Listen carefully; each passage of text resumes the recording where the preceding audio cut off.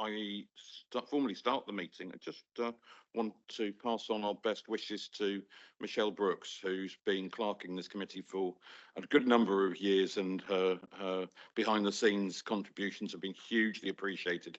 She moves on to another role in the authority, in the communities team, and we do wish her the well. I'm sure she'll be doing an outstanding job in that team, as she has for us as well.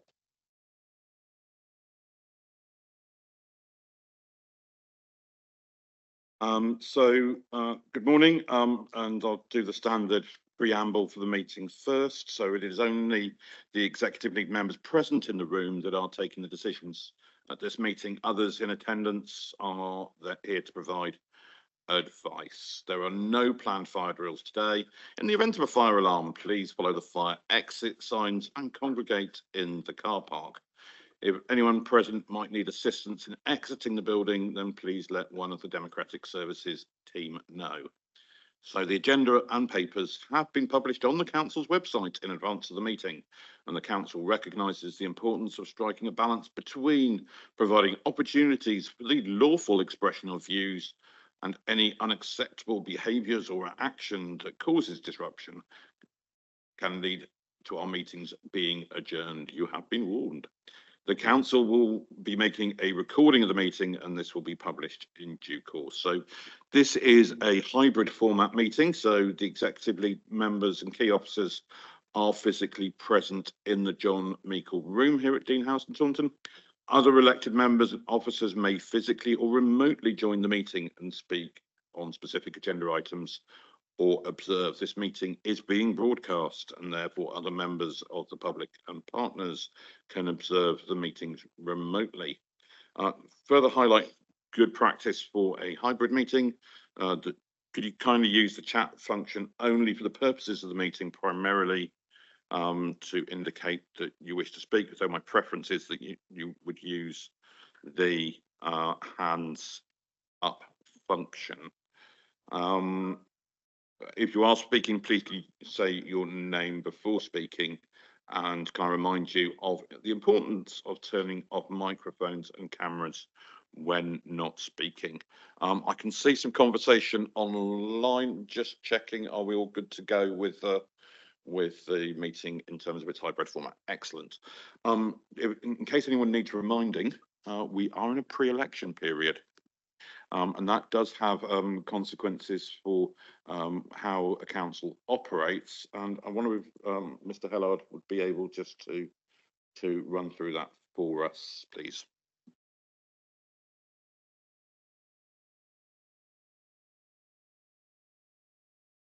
Yeah. Thank you, Leader. So the calling of the general election does have consequences, as we're now into the official pre-election period, formerly known as PERDA, which means that the business of council cannot interfere with or influence how our residents will vote on the 4th of July. I'm sure that you'll all be aware we've got to comply with the restrictions outlined in the Local Government Act 1986. In addition, there is a code of recommended practice on local authority publicity, which makes it clear that particular care should be taken in periods of heightened sensitivity, such as the run-up to an election, and, for example, avoid particularly controversial decisions or consultations which could be politically sensitive. Thank you. Okay, thank you for that reminder. I'm sure we'll all bear that in mind as we go through today's agenda. Apologies for absence. I believe Councillor Sarah Wakefield's on annual leave, and just a reminder that Adam Dance has stepped away from his role as a lead member during the duration of the election campaign. Are there any other apologies? Not seeing any. I'd also just to note, Duncan Sharkey's been asked to step away and to resolve an issue to do with the election, and I'm very pleased to have Jason Vaughan on my right hand side telling me what to do, or will it be the other way around? I'm never sure. So we've got the minutes of the meeting held on the 8th of May 2024. Could we please note that there are some confidential items within that. If anyone does want to raise the confidential items under the minutes, then we have to go into confidential session. It's not that exciting. So please try not to, because it makes life a lot easier. Are there any comments or questions on the minutes? Are we happy to accept them as a true and accurate record? Can I see a proposer? Councillor Shearer, seconded Councillor Wilkins. Those in favour? Those against? That's clearly carried. And are there any declarations of interest? No, I'm not seeing any. And public question time. I've not been notified of any public questions or statements in advance. Just double checking nothing's come in that I need to be aware of. No, nothing's come in, which moves us on to the executive forward plan, which I would like to table as written in the papers. Are there any comments or questions on that? Again, not seeing anything, so with that is noted, and we are steaming ahead on to item 6, which is the implementation of the Gravity Enterprise Zone via the Gravity Local Investment Plan, which is pages 29 to 86 on your papers. Councillor Ros-White to introduce, please. Thank you, Chair. The paper you have before you needs to be considered with the Treasury Management paper, which will be following it. This report is the third stage in a process of delivering the Gravity Enterprise Zone. And there were, if people remember, recommendations which were approved by the executive in March 2024, and the establishment of the executive subcommittee in May. This paper focuses on the delivery of the enterprise zone with the proposed investment. And this investment in the site is a significant investment for not only in the short term, but also in the medium term for the council. And you can see in Appendix A the amount and quantum of the investment, and it's in 2 phases, and you can see within the paper the initial 55 million and then followed by 150 million. And this this investment is something which is exciting for the council, will deliver huge benefits, but also has risks which are within the paper. Around the 55 million is the Gravity Locality Investment Plan. And this is actually the project delivery plan of how we're going to specifically look at movement and skills and business opportunities across the council, across the county. And it is a significant day, and we will be taking this in due course, if it's approved today, to full council. This is a significant stage in the development of the Gravity Enterprise Zone and also for the council. And I do commend people to have a look at the locality plan, the locality investment plan. It is really a huge investment by the council into the project to ensure that we can deliver the benefits as outlined in the paper. I'll hand over to, I think, Mickey Green as the executive director on this. And I recognise that Paul Hickson, who's been the service director, is absent at a funeral today. Thank you. But gladly I'm joined by Kinga as well to answer any tricky questions. So as Councillor White outlined, this is kind of part of the process. It has also been through corporate resources scrutiny. It doesn't sit in isolation. So for the council, it sits alongside that treasury management strategy. But more widely, it is dependent upon finalising the grant of 55 million from the Department of Business Trade and securing a 10-year extension to the enterprise zone from DLUC. So detailed negotiations on both are going well, and we're expecting an in-principle offer letter on the grant, having worked with civil servants to get those final negotiations on the terms and conditions just across the line, just before the dissolution of Parliament. And that's crucial to de-risking the final kind of signing of that after the general election. The Gravity Locality Investment Plan focuses on several themes which have been identified through close working with the investor and which aim to directly support the delivery of the advanced manufacturing facility, make the site more attractive to prospective future occupiers, whilst also realising benefit locally and to the wider Somerset community. Proposed themes will deliver interventions that improve or deliver necessary infrastructure on or off-site, address active travel requirements, and provide support for the workforce and prospective supply chains. It is worth a reminder, though, that Agratas's own investment in the site is around 4 billion, so it is a small proportion of the total investment into Somerset. To underpin that plan and the need for public investment in the site, the Council has commissioned a viability assessment and business case, the latter jointly with Agratas. The Council and the Department of Business and Trade are also jointly working on a subsidy control assessment to ensure that any public funding used to support this project complies with the Subsidy Control Act 2022. Once those processes are concluded, it is expected that funding applications for individual projects in line with the locality investment plan will be submitted by the investor, accompanied by a business case which needs to be compliant with Treasury's Green Book. All funding applications will be decided in line with the existing financial delegations prescribed in the Council's constitution. All funding agreements will protect the Council's finances by ensuring relevant clawback clauses and monitoring mechanisms are built in. Through the grant agreed with the Department of Business and Trade, the cost of borrowing, both capital repayment and interest, will be covered by external funding, ensuring the delivery of the project is cost neutral to the Council. Robust modelling and monitoring arrangements are being put in place to ensure the Council is able to draw down money from that grant when it needs it, and any cash flow and Treasury implications are managed. The grant secured from DBT, or almost secured from DBT, provides funding for core council staff that will be responsible for the implementation of the enterprise zone and to ensure that the project can be delivered without negatively impacting on the wider council finances. The report summarises the risks and mitigations relevant to the recommendations before you and is underpinned by a comprehensive programme risk register.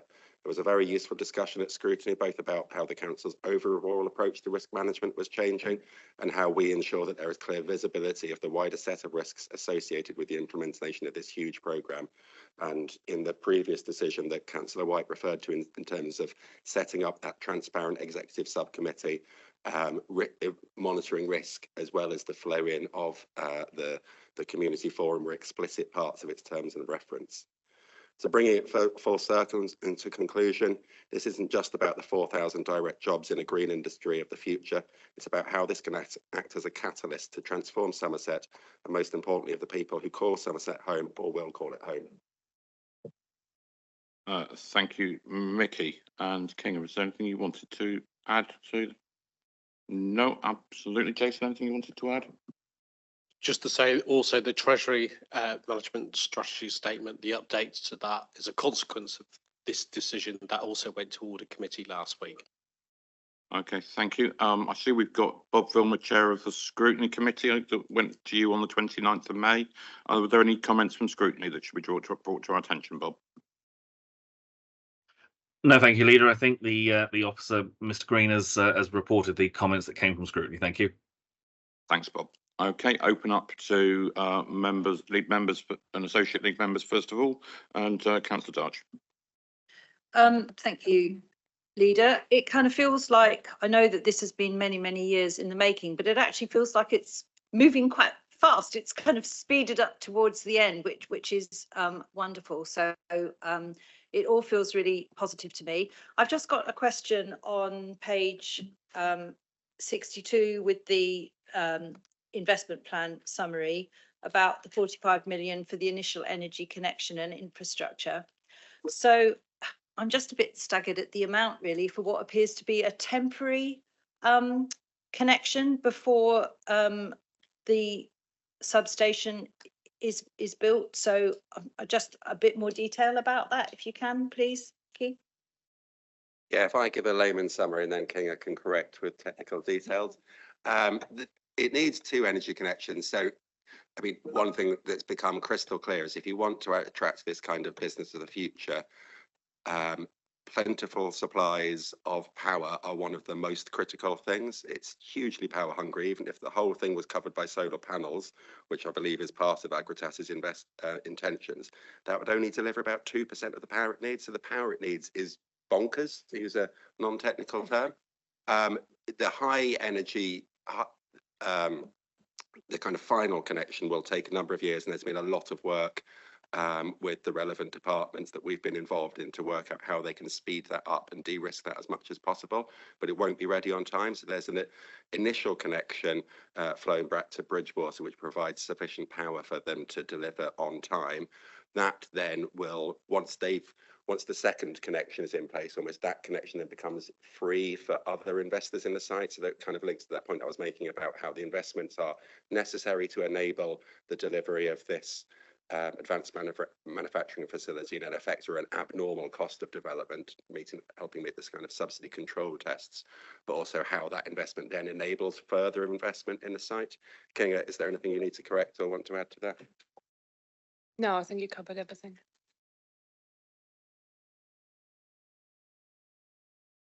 Okay, I've got Federica Smith-Roberts next.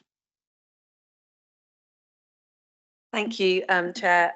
I really welcome this and I'm supportive of the paper that's being brought forward. I think my biggest concern throughout all of this around gravity is the impact on the housing market. We already know that we have a housing crisis in Somerset and the lack of people to find affordable homes and a huge waiting list to access the social housing market. I'm just wondering, Mickey or Ros, if you can give me an overview, it only needs to be brief, just as to what we're going to do to try and help mitigate the impact of such a wonderful opportunity for Somerset that no doubt will have risks to it. Thank you. You're absolutely right. Challenging the housing issue in Somerset, this is going to be another contributory factor. We're in the discussions, as you're aware, with the workforce uplift at Hinckley, and which is again going to be played into discussions and also remedial action. I don't think at the end of the day we have got a total solution. It's going to be one made up of many elements. And I hope that we'll be able to address it. We do have a reasonable run-in in terms of the amount of people on site for the first, because it will be built in phases, and the first one will be 700 and something individuals, and we anticipate that we will be having to invest quite significantly in the enabling officers, the housing officers, all the elements which add to that. And also, I think it's recognised that the source of where the workers come from will be probably wider than Hinckley at the moment, and there will be a lot more coming up and down the motorway, and which is why they're looking very seriously at the motorway junctions and also the potential railway link too.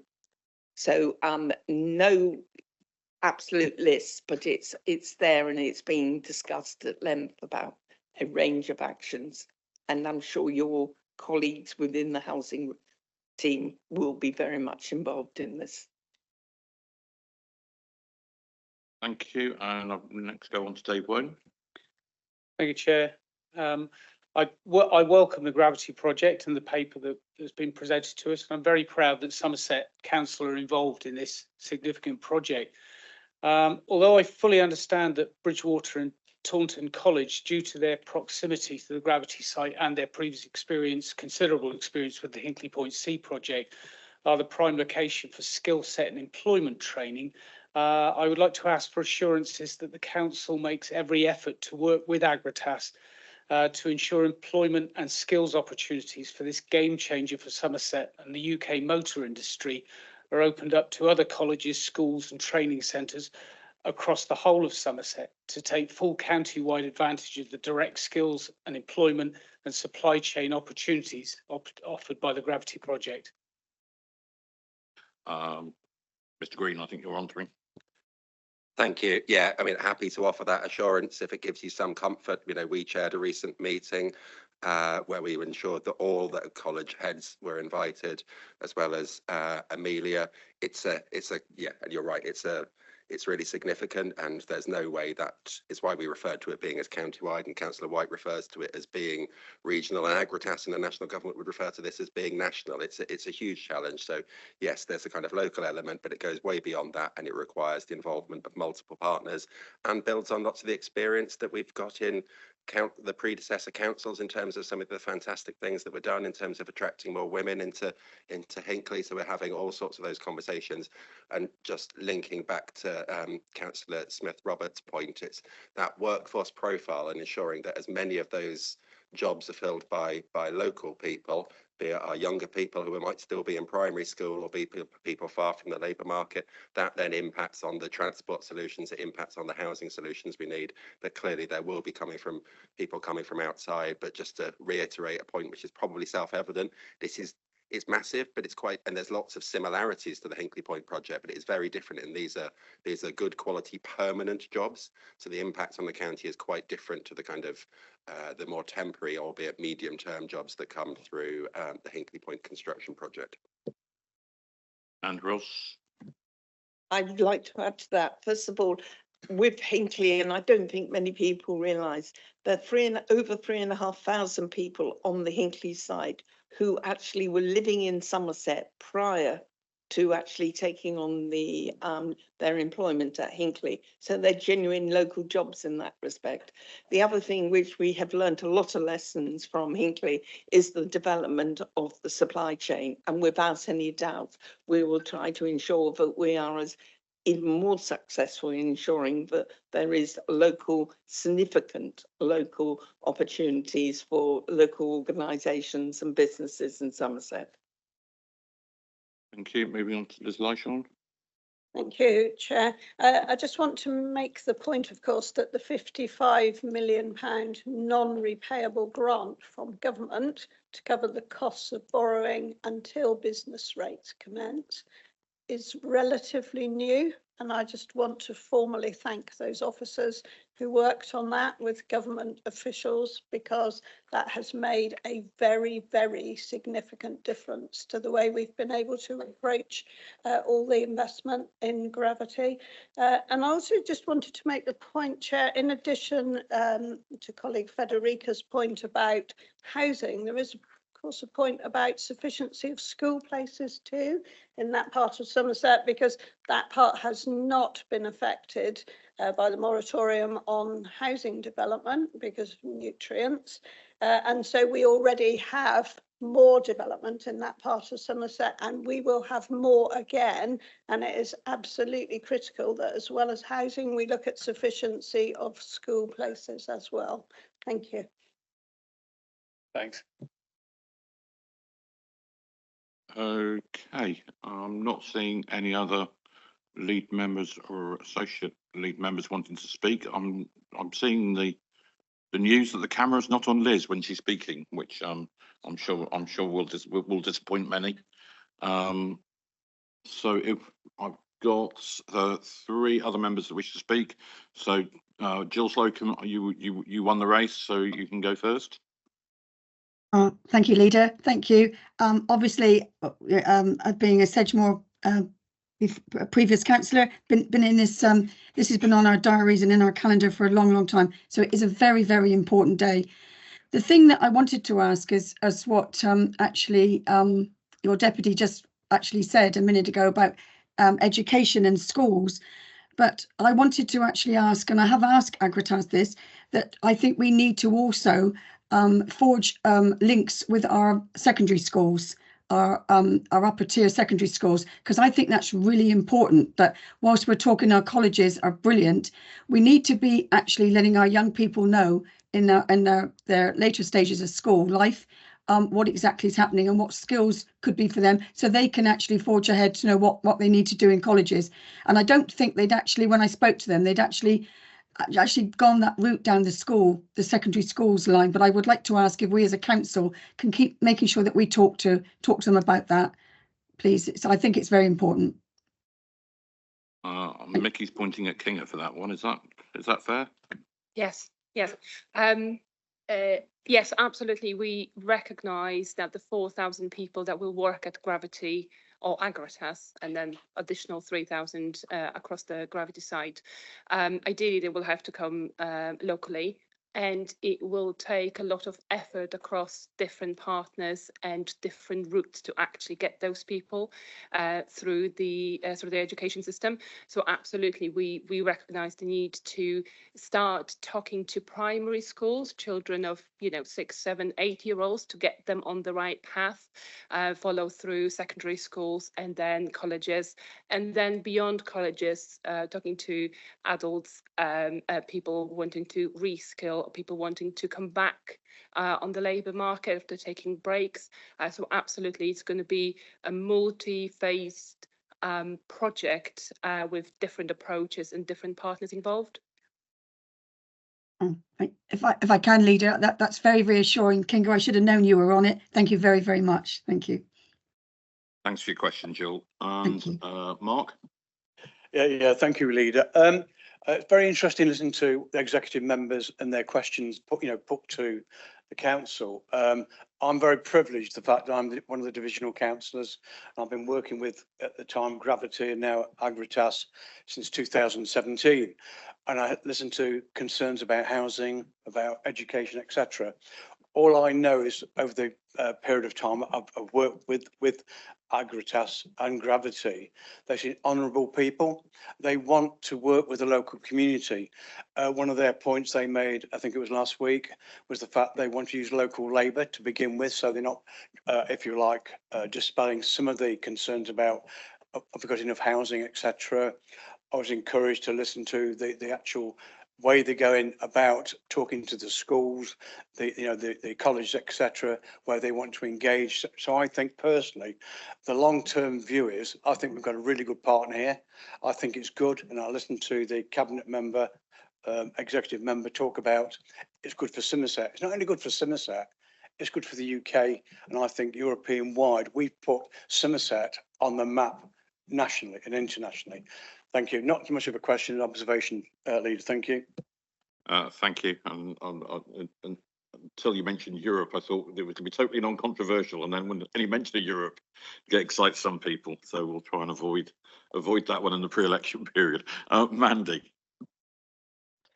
Thank you very much, Chair, and good morning, committee. So I think we've had a recent members update online, which was very welcome. It gave us a lot of information, but I think one of the issues there raised from right across the county was actually travel and getting to and from for work. And we've got a lot of rural areas that are not serviced currently by any transport, actually, and really keen that there should be a good travel plan that will engage as many of our local workforce in Somerset as it can.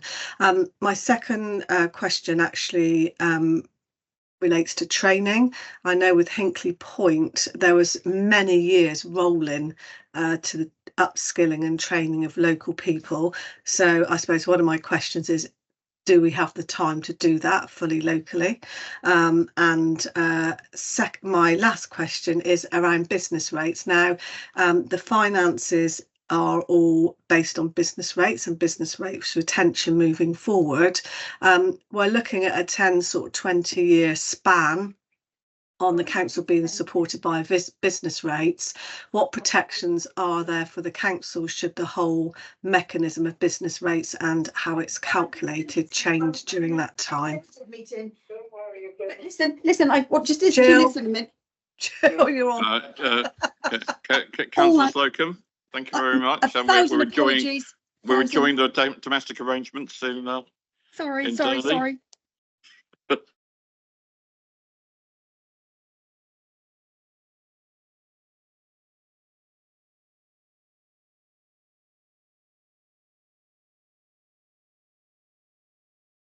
Bill, you're on mute, I think.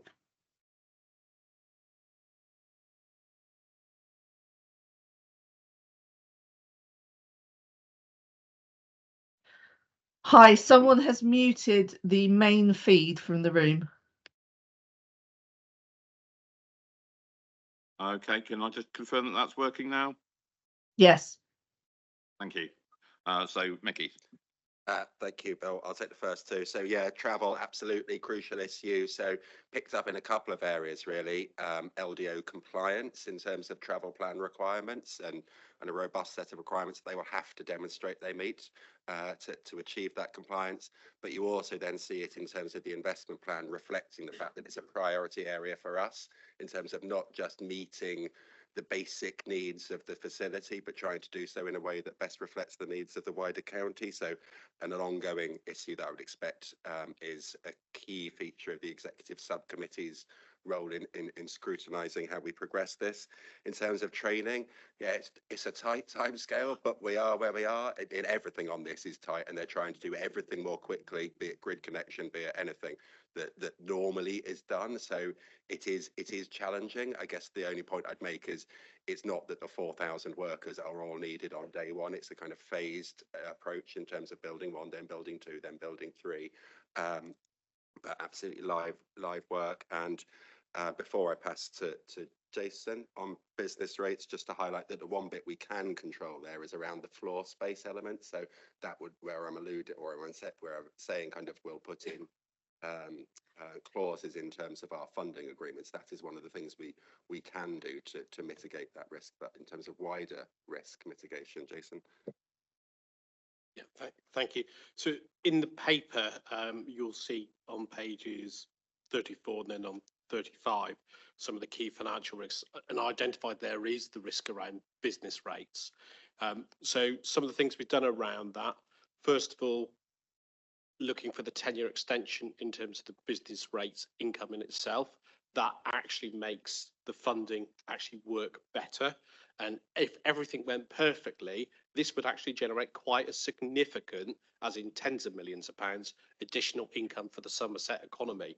So that's a real positive.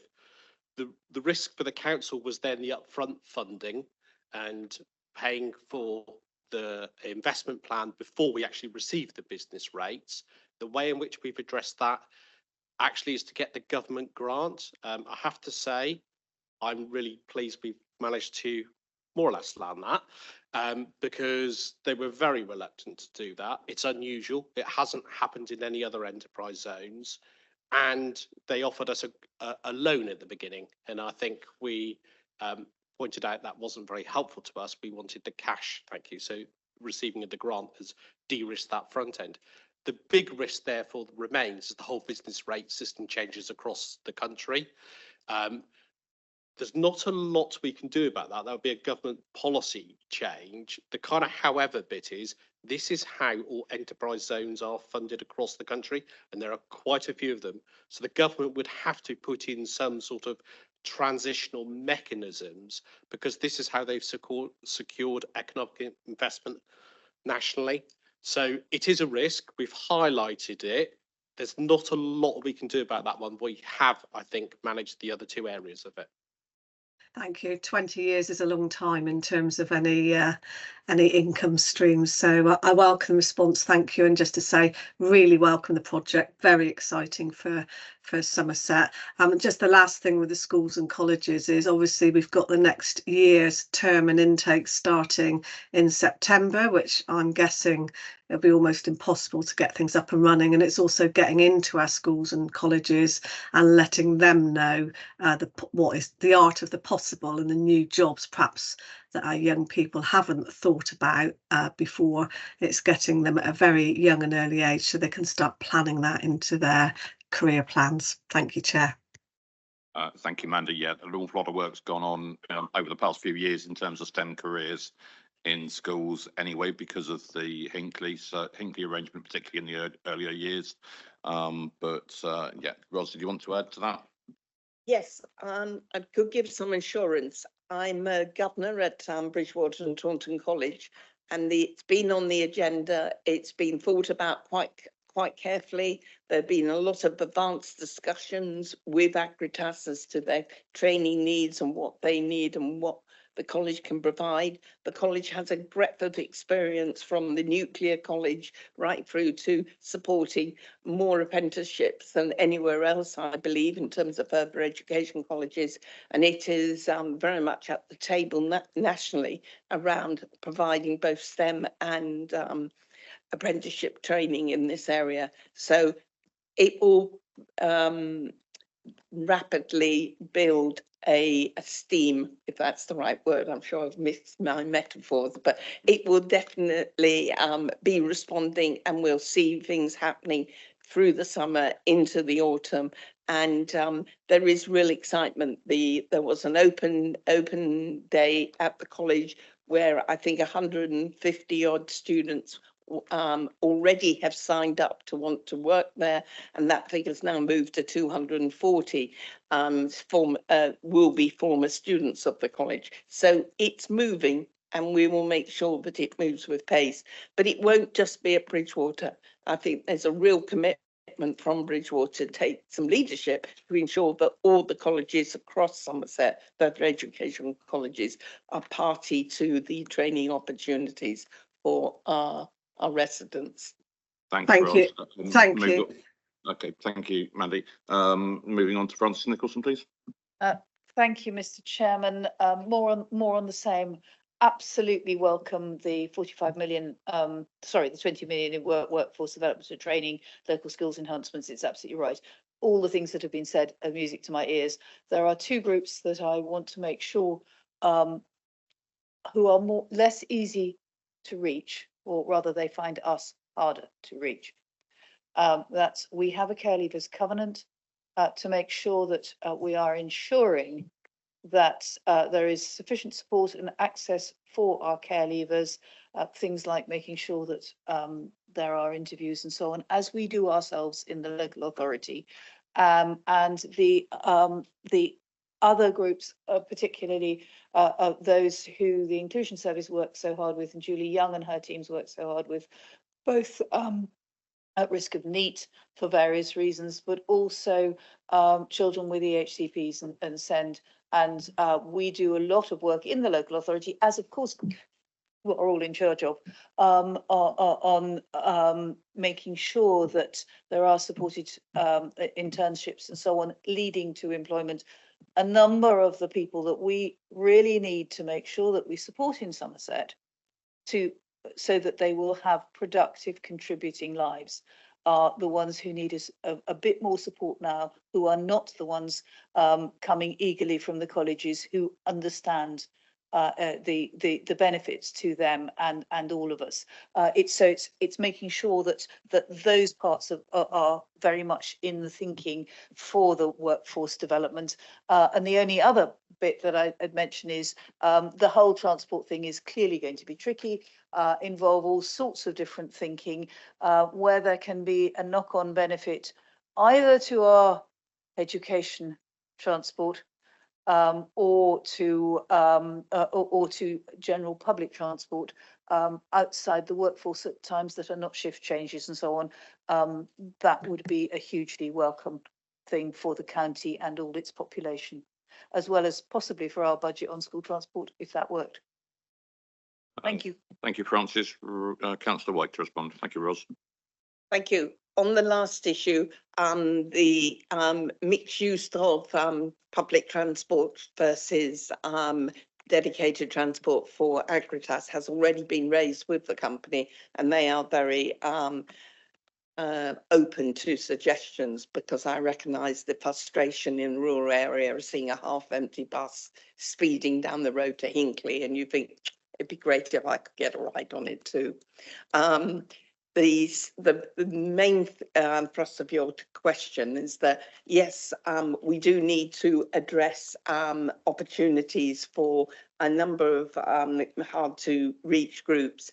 We've recently received some funding from the DWP around NEETs, individuals not in education or training or employment, which we have unfortunately a high proportion in Somerset, and that work is being actively worked on, the project being actively worked on the moment, and you will be getting a briefing in due course. We do need to address that group of people quite considerably.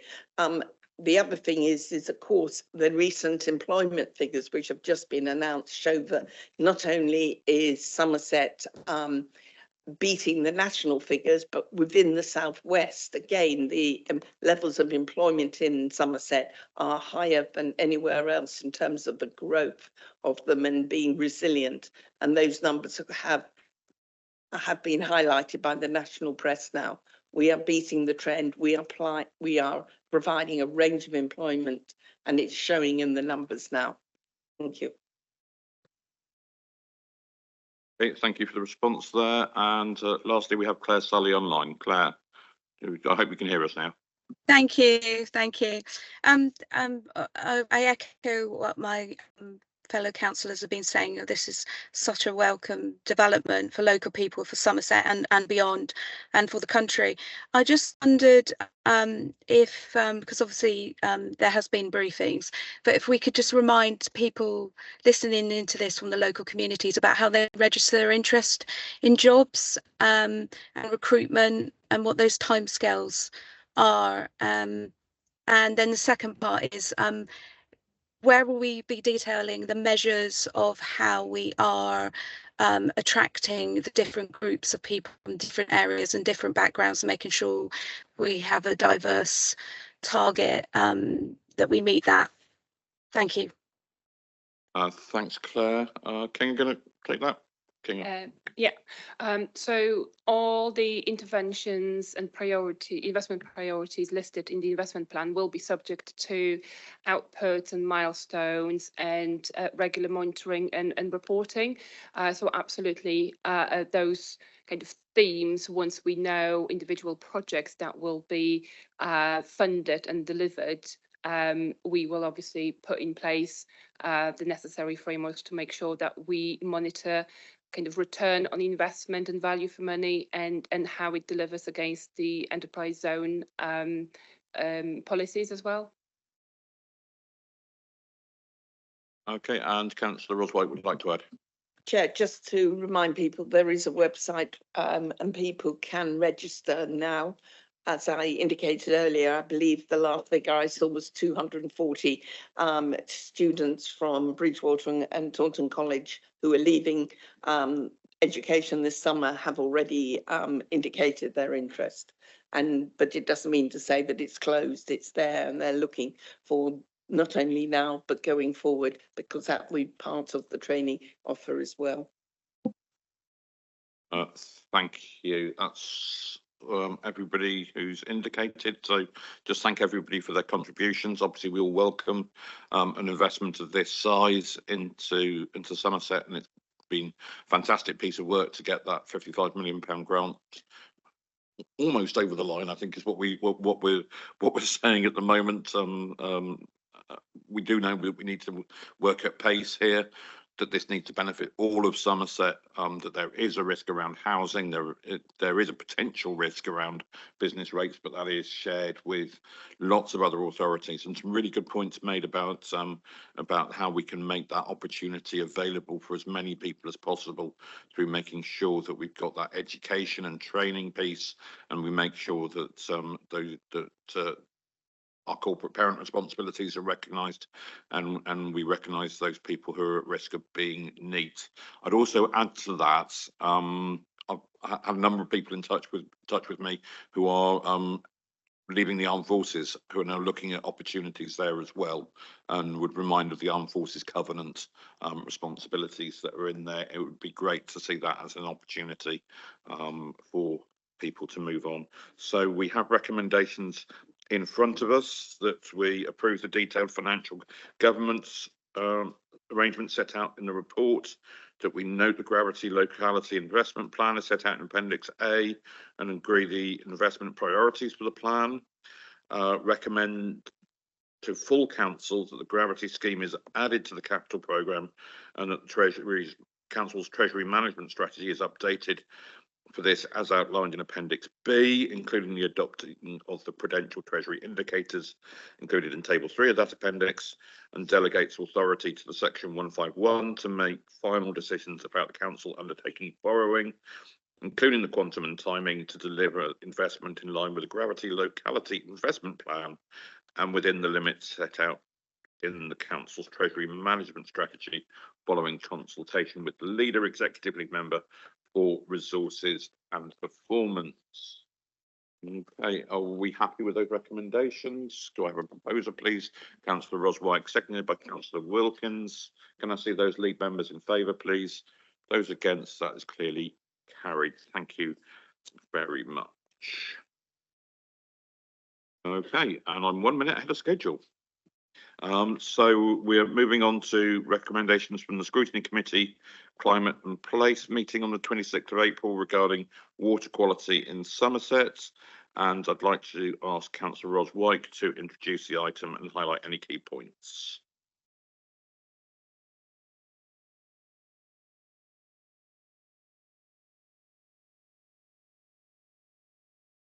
This report is inevitably detailed.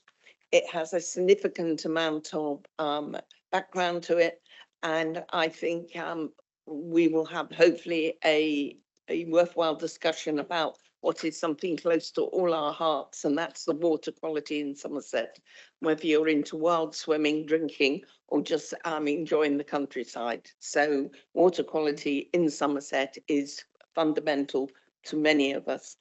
I won't spend time talking about the report in detail. I think, first of all, shall we have a look at the slides in place? So I welcome the officers, Alison Blom-Cooper, who is the head of planning, and Kate Murdoch, who is, I forget your formal title, but I regard you as the policy planning manager for the county. Thank you.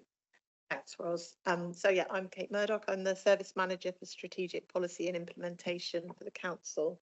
And I'm just going to run you through some slides to support the paper that you've got in front of you in terms of the officer's advice following the recommendations from the Scrutiny, Climate and Place Water Quality session. So just to remind members that the Scrutiny, Climate and Place took place on the 26th of April, and it was a special water quality session to focus purely on that matter. The purpose was to share with the committee the research that's underway by various partners to understand the nutrient pollution sources on the Somerset levels and moors, and to outline the roles and actions of key organisations that are taking action to reduce nutrient pollution. At the Scrutiny Committee, members were reminded that Somerset Council does not have a statutory responsibility for water quality. And the Chair's introduction was very clear that the session was not about revisiting nutrient neutrality. And just to remind members that nutrient neutrality is not a policy, it's advice from Natural England to a national approach, and it's supported by case law, and it's followed by approximately 70 local planning authorities across the country, including Cornwall Council. So just to take you through the recommendations from the scrutiny session, and I will take each of these in order as we work through the presentation. So the first recommendation was to immediately remove the 20% buffer that's included in the Somerset phosphate calculator.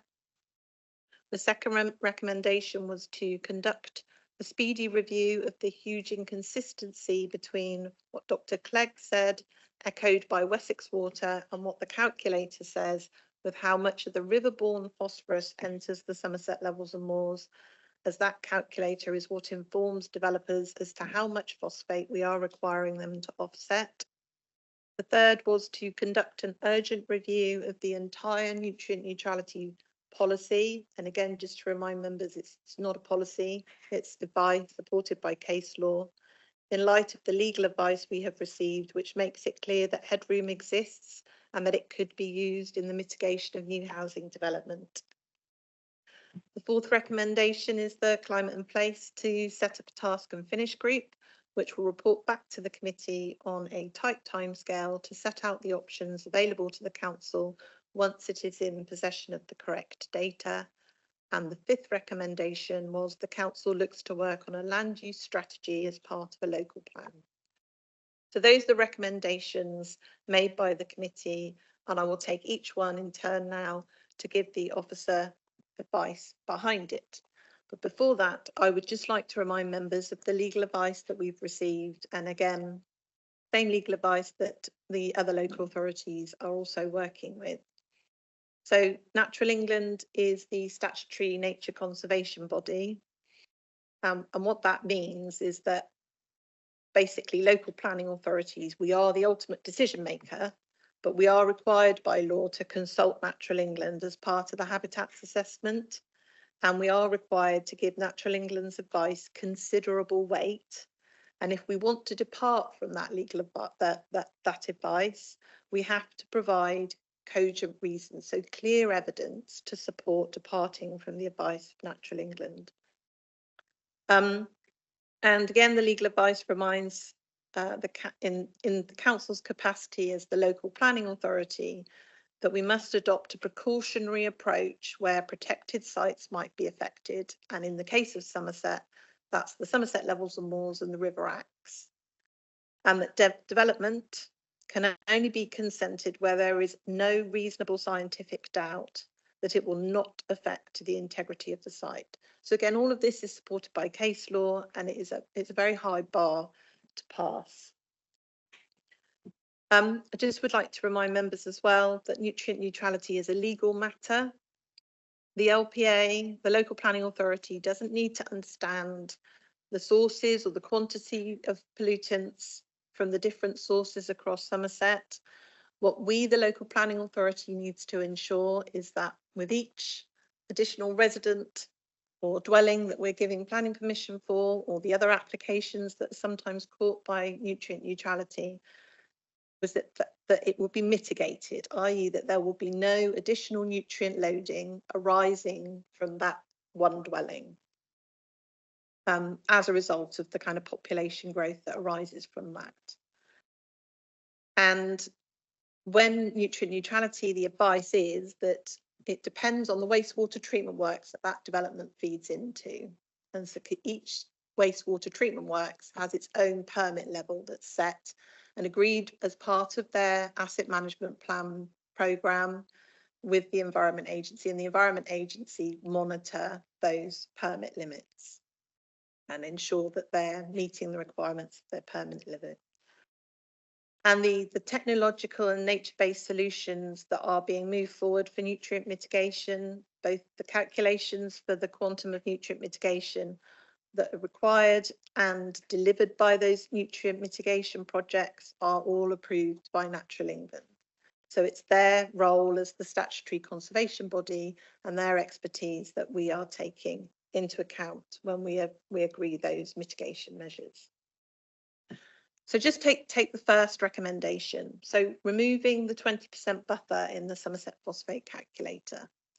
Again, the 20% buffer is in all the national calculators utilised by the 70 local planning authorities impacted by nutrient neutrality.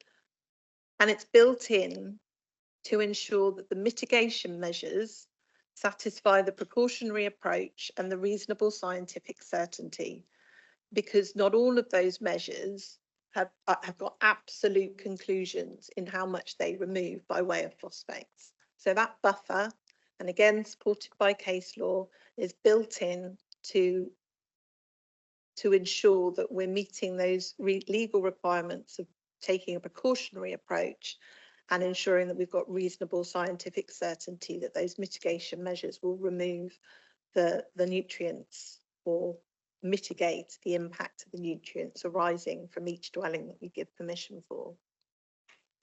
And local planning authorities are required by law again to give Natural England's advice considerable weight and provide cogent reasons if they want to depart for it. And at the current time, there are no cogent reasons to depart from Natural England's advice, as far as we're aware. But again, if evidence comes to light that demonstrates that we can take a different approach, we will of course consider that. So the second recommendation is to look at reviewing the quantum of phosphates entering the Somerset Levels and Moors. And the background to this, or the evidence that's often flagged up to move this recommendation forward, is research that Dr. Clegg has carried out with a number of volunteers on the River Parrett. And officers have met with Dr. Clegg, and Natural England as well has met with Dr. Clegg. And in Natural England have provided some comments on the research, and that's in Appendix B to the report, so you can read them in full. But I will just summarise here in this slide. So the first issue that they've raised is around Dr. Clegg's comments on the hydrological connectivity between the Somerset Levels and Moors and the River Parrett. And what they flagged up is that the River Parrett at several months of the year overtops and will transport phosphates, and also the Somerset Levels and Moors itself is often a large flood storage area in the winter, which again will transport phosphates in a manner which is very difficult to document and to evidence. They've also questioned the sampling size, the timescale and the area covered, in that it's just a part of the River Parrett, and we've got a number of other river catchments, both the River Tone and the River Brue, that feed into the Somerset Levels and Moors. They flagged up the impact of climate change with drier summers and wetter winters, and that the flow rates from water being taken from the River Parrett in the long dry summers will increase phosphorus concentrations and also the mobilisation of phosphorus. And the water flows and movements, of course, which we all know are complex on the Somerset Levels and Moors. So the water levels are controlled in the winter to help manage flood risk, and in the summer to ensure that they meet the conservation needs of the special protection area. And Dr. Clegg himself has acknowledged Natural England's feedback. He isn't claiming that his research is something that can be relied upon in a court of law if we were to be legally challenged on taking that approach. He himself has acknowledged that his research was about increasing knowledge in an area where we all acknowledge that there is not enough evidence to fully understand the impact of nutrient pollution and the sources of nutrient pollution on the Somerset Levels and Moors. But again, the council doesn't have the expertise, we don't have the resources, and just to remind members, we don't either have the statutory responsibility to undertake a research project of this scale and complexity. And again, I just take back to what we need to do as the local planning authority, which is ensure that each dwelling that we give permission for is sufficiently mitigated, taking that precautionary approach of reasonable scientific certainty off the back of the advice of Natural England as the statutory body. And that is the approach that we've been taking to date. Furthermore, the kind of evidence out there from the Rivers Trust flags up a report that they've got, and I've put the link there that you can read it in your own time. The key paragraph there from that flags up that there is evidence from published studies that show that spot sampling, which is what Dr. Clegg has been doing, can underestimate phosphorus pollution loads by 60%, and that up to 80% of phosphorus pollution loads can enter rivers in just 2 or 3 rainfall events. And I've got some further slides later that will explain some of those sources.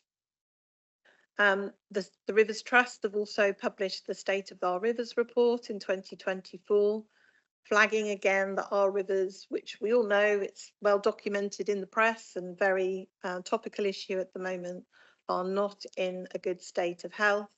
They've documented that there's been further decline since their last report in 2021. And they again acknowledge that more data is needed so that we can truly understand the scale of the problems and deploy solutions. This isn't unique to Somerset. There's lots of the other water bodies that are impacted by nutrient neutrality. You've got the River Wye, you've got the Norfolk Broads, the Lake District, the River Avon, and the Solent area, all of which, again, lots of comments to flag up that further evidence is required to fully understand how we resolve this issue in the longer term. So just moving on to the recommendation 3, which was to conduct an urgent review of the entire nutrient neutrality policy. Again, reminding members that nutrient neutrality is not a policy. It's advice from the statutory conservation body backed up by case law.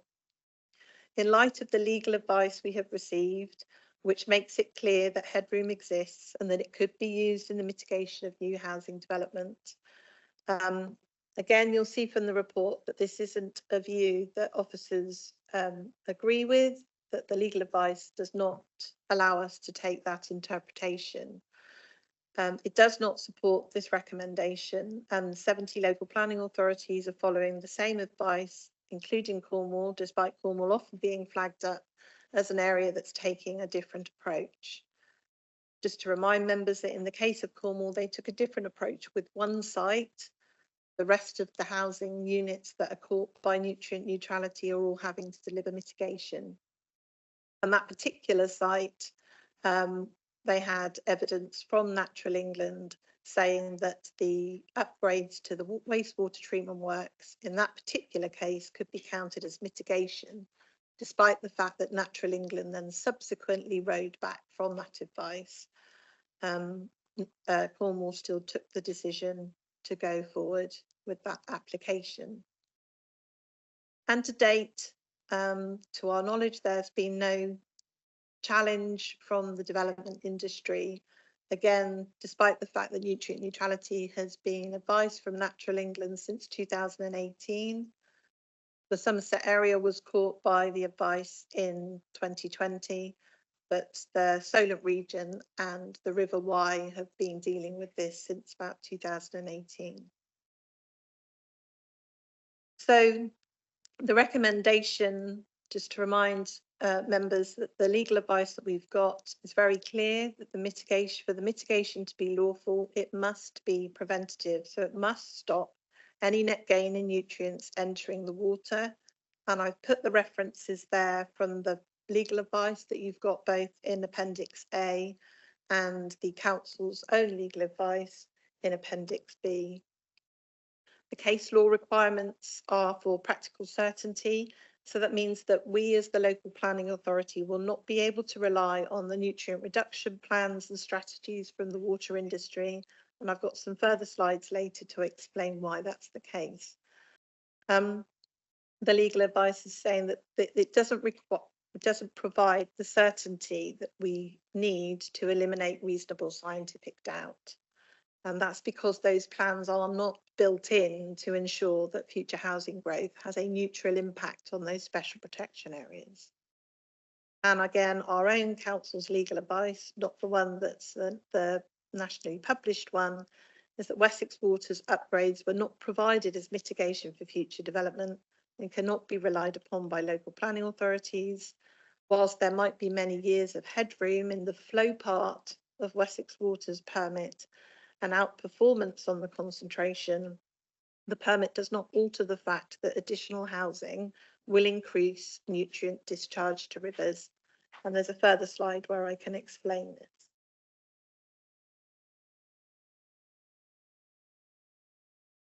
So the slide before you now, it gives an example of a wastewater treatment works that's often flagged up having had significant investment in it. So it's the Taunton Wastewater Treatment Works, actually referred to as the Ham Wastewater Treatment Works. It serves Taunton and it also serves a number of the rural villages around Taunton. And the chart that you see before you, the bar, if you take the blue and the orange together, it accounts for 1 milligram per litre of phosphorus. And that's the permit limit against which that wastewater treatment works is monitored by the Environment Agency. So if Wessex Water, for every litre of treated effluent that they discharge to the river, if it exceeds 1 milligram of phosphorus within that discharge, they would incur fines from the Environment Agency. So they have to make sure that every litre of treated effluent that's discharged to the river doesn't exceed that limit. At the moment, on average, they are discharging at 0.67, which is the blue element of that bar, which indicates that there's headroom of 0.33 milligrams per litre of P. And that headroom is built in again to accommodate growth, but not to mitigate the growth, because for each additional litre that's taken from the wastewater treatment works, it increases the overall quantity. So when we give planning permission as the local planning authority for a housing unit and a family moves in, each one of those family members on average use about 110 litres per day of phosphates, of water, sorry. And obviously within those litres of water, it will contain their sewage element, which will contain phosphates. And the water itself contains phosphates, our drinking water does. It's treated mainly because of the legacy lead piping, as I understand. So it increases the quantity of wastewater that's going to the treatment works and increases the quantity of discharged effluent. But obviously they don't exceed that 1 milligram per litre. So that headroom is there to ensure that they're not fined by the Environment Agency for exceeding their permit limit.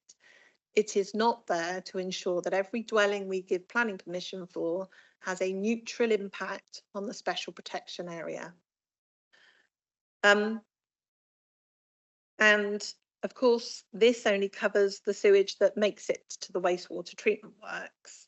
And we know that these wastewater treatment works build in that headroom. It's part of their infrastructure upgrades, not just unique to Somerset. We've got other examples across the country in the Wessex water area where they're caught by nutrient neutrality in both the River Avon, where Wessex operate, and also parts of the Poole Harbour area. So when I said that doesn't count, that only accounts for the sewage that makes it to the wastewater treatment works, and of course the vast majority of it does. This map shows it comes from the Rivers Trust. It uses data from the event duration monitoring, or these water level sensors that the Environment Agency have at combined sewer overflows. And combined sewer overflows operate across the sewage network across the country, and in high rainfall events, when the sewage system can't cope with the capacity of rain, they are water companies are allowed to discharge raw sewage into our waterways to prevent it backing up into our homes. So they are legally able to do that. However, what the Rivers Trust has flagged up through analysing the event duration monitoring data is that these are supposed to be in exceptional circumstances, but are actually happening far more regularly than anticipated. So the bigger the brown dot, basically, the larger quantity of untreated sewage being discharged to our watercourses. This isn't exactly caught for the Somerset Levels and Moors catchment area, but it largely covers the area that would feed into the Somerset Levels and Moors. And then going to the example of the Taunton wastewater treatment works, that's often flagged up as having significant headroom and therefore being able to take account of nutrient neutrality for the housing growth. These are the brown dots, or the quantities of raw sewage that have been pumped into the watercourse that should theoretically have gone to the wastewater treatment works at Ham. And again, you can click on each of these dots and it tells you the time over which raw sewage has been pumped into our watercourses. What it doesn't tell you is the actual quantity. So I followed that up with the Environment Agency. At the moment, they only monitor the time scale, so the time at which it starts to discharge and the time at which it stops. And but we have been informed that we might be able to get some of that from Wessex Water, but my understanding is that that data isn't comprehensive. So we'll see what we get back. But essentially, That's only important to the council if we're choosing to take a different approach. If we're following the advice of Natural England and we're making sure that we're putting in mitigation in place for each development that we're permitting, we don't need to understand the full extent of that data for nutrient neutrality purposes.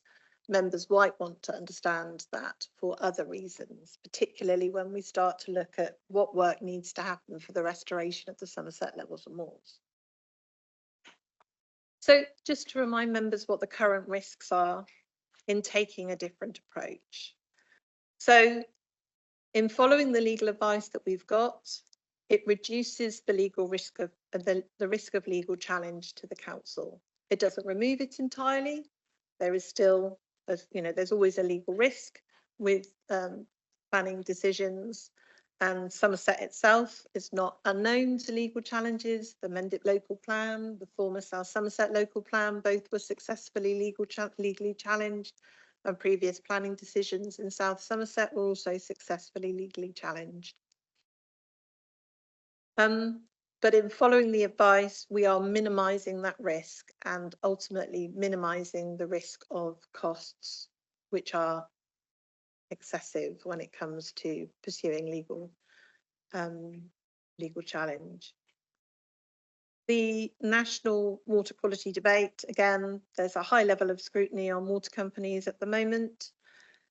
We've got the 9.6 million funding that we've been awarded by government for delivering mitigation, and we're moving forward with many of those measures. At the moment, there's significant risk of not being able to deliver that if we keep diverting staff resource onto investigating other matters.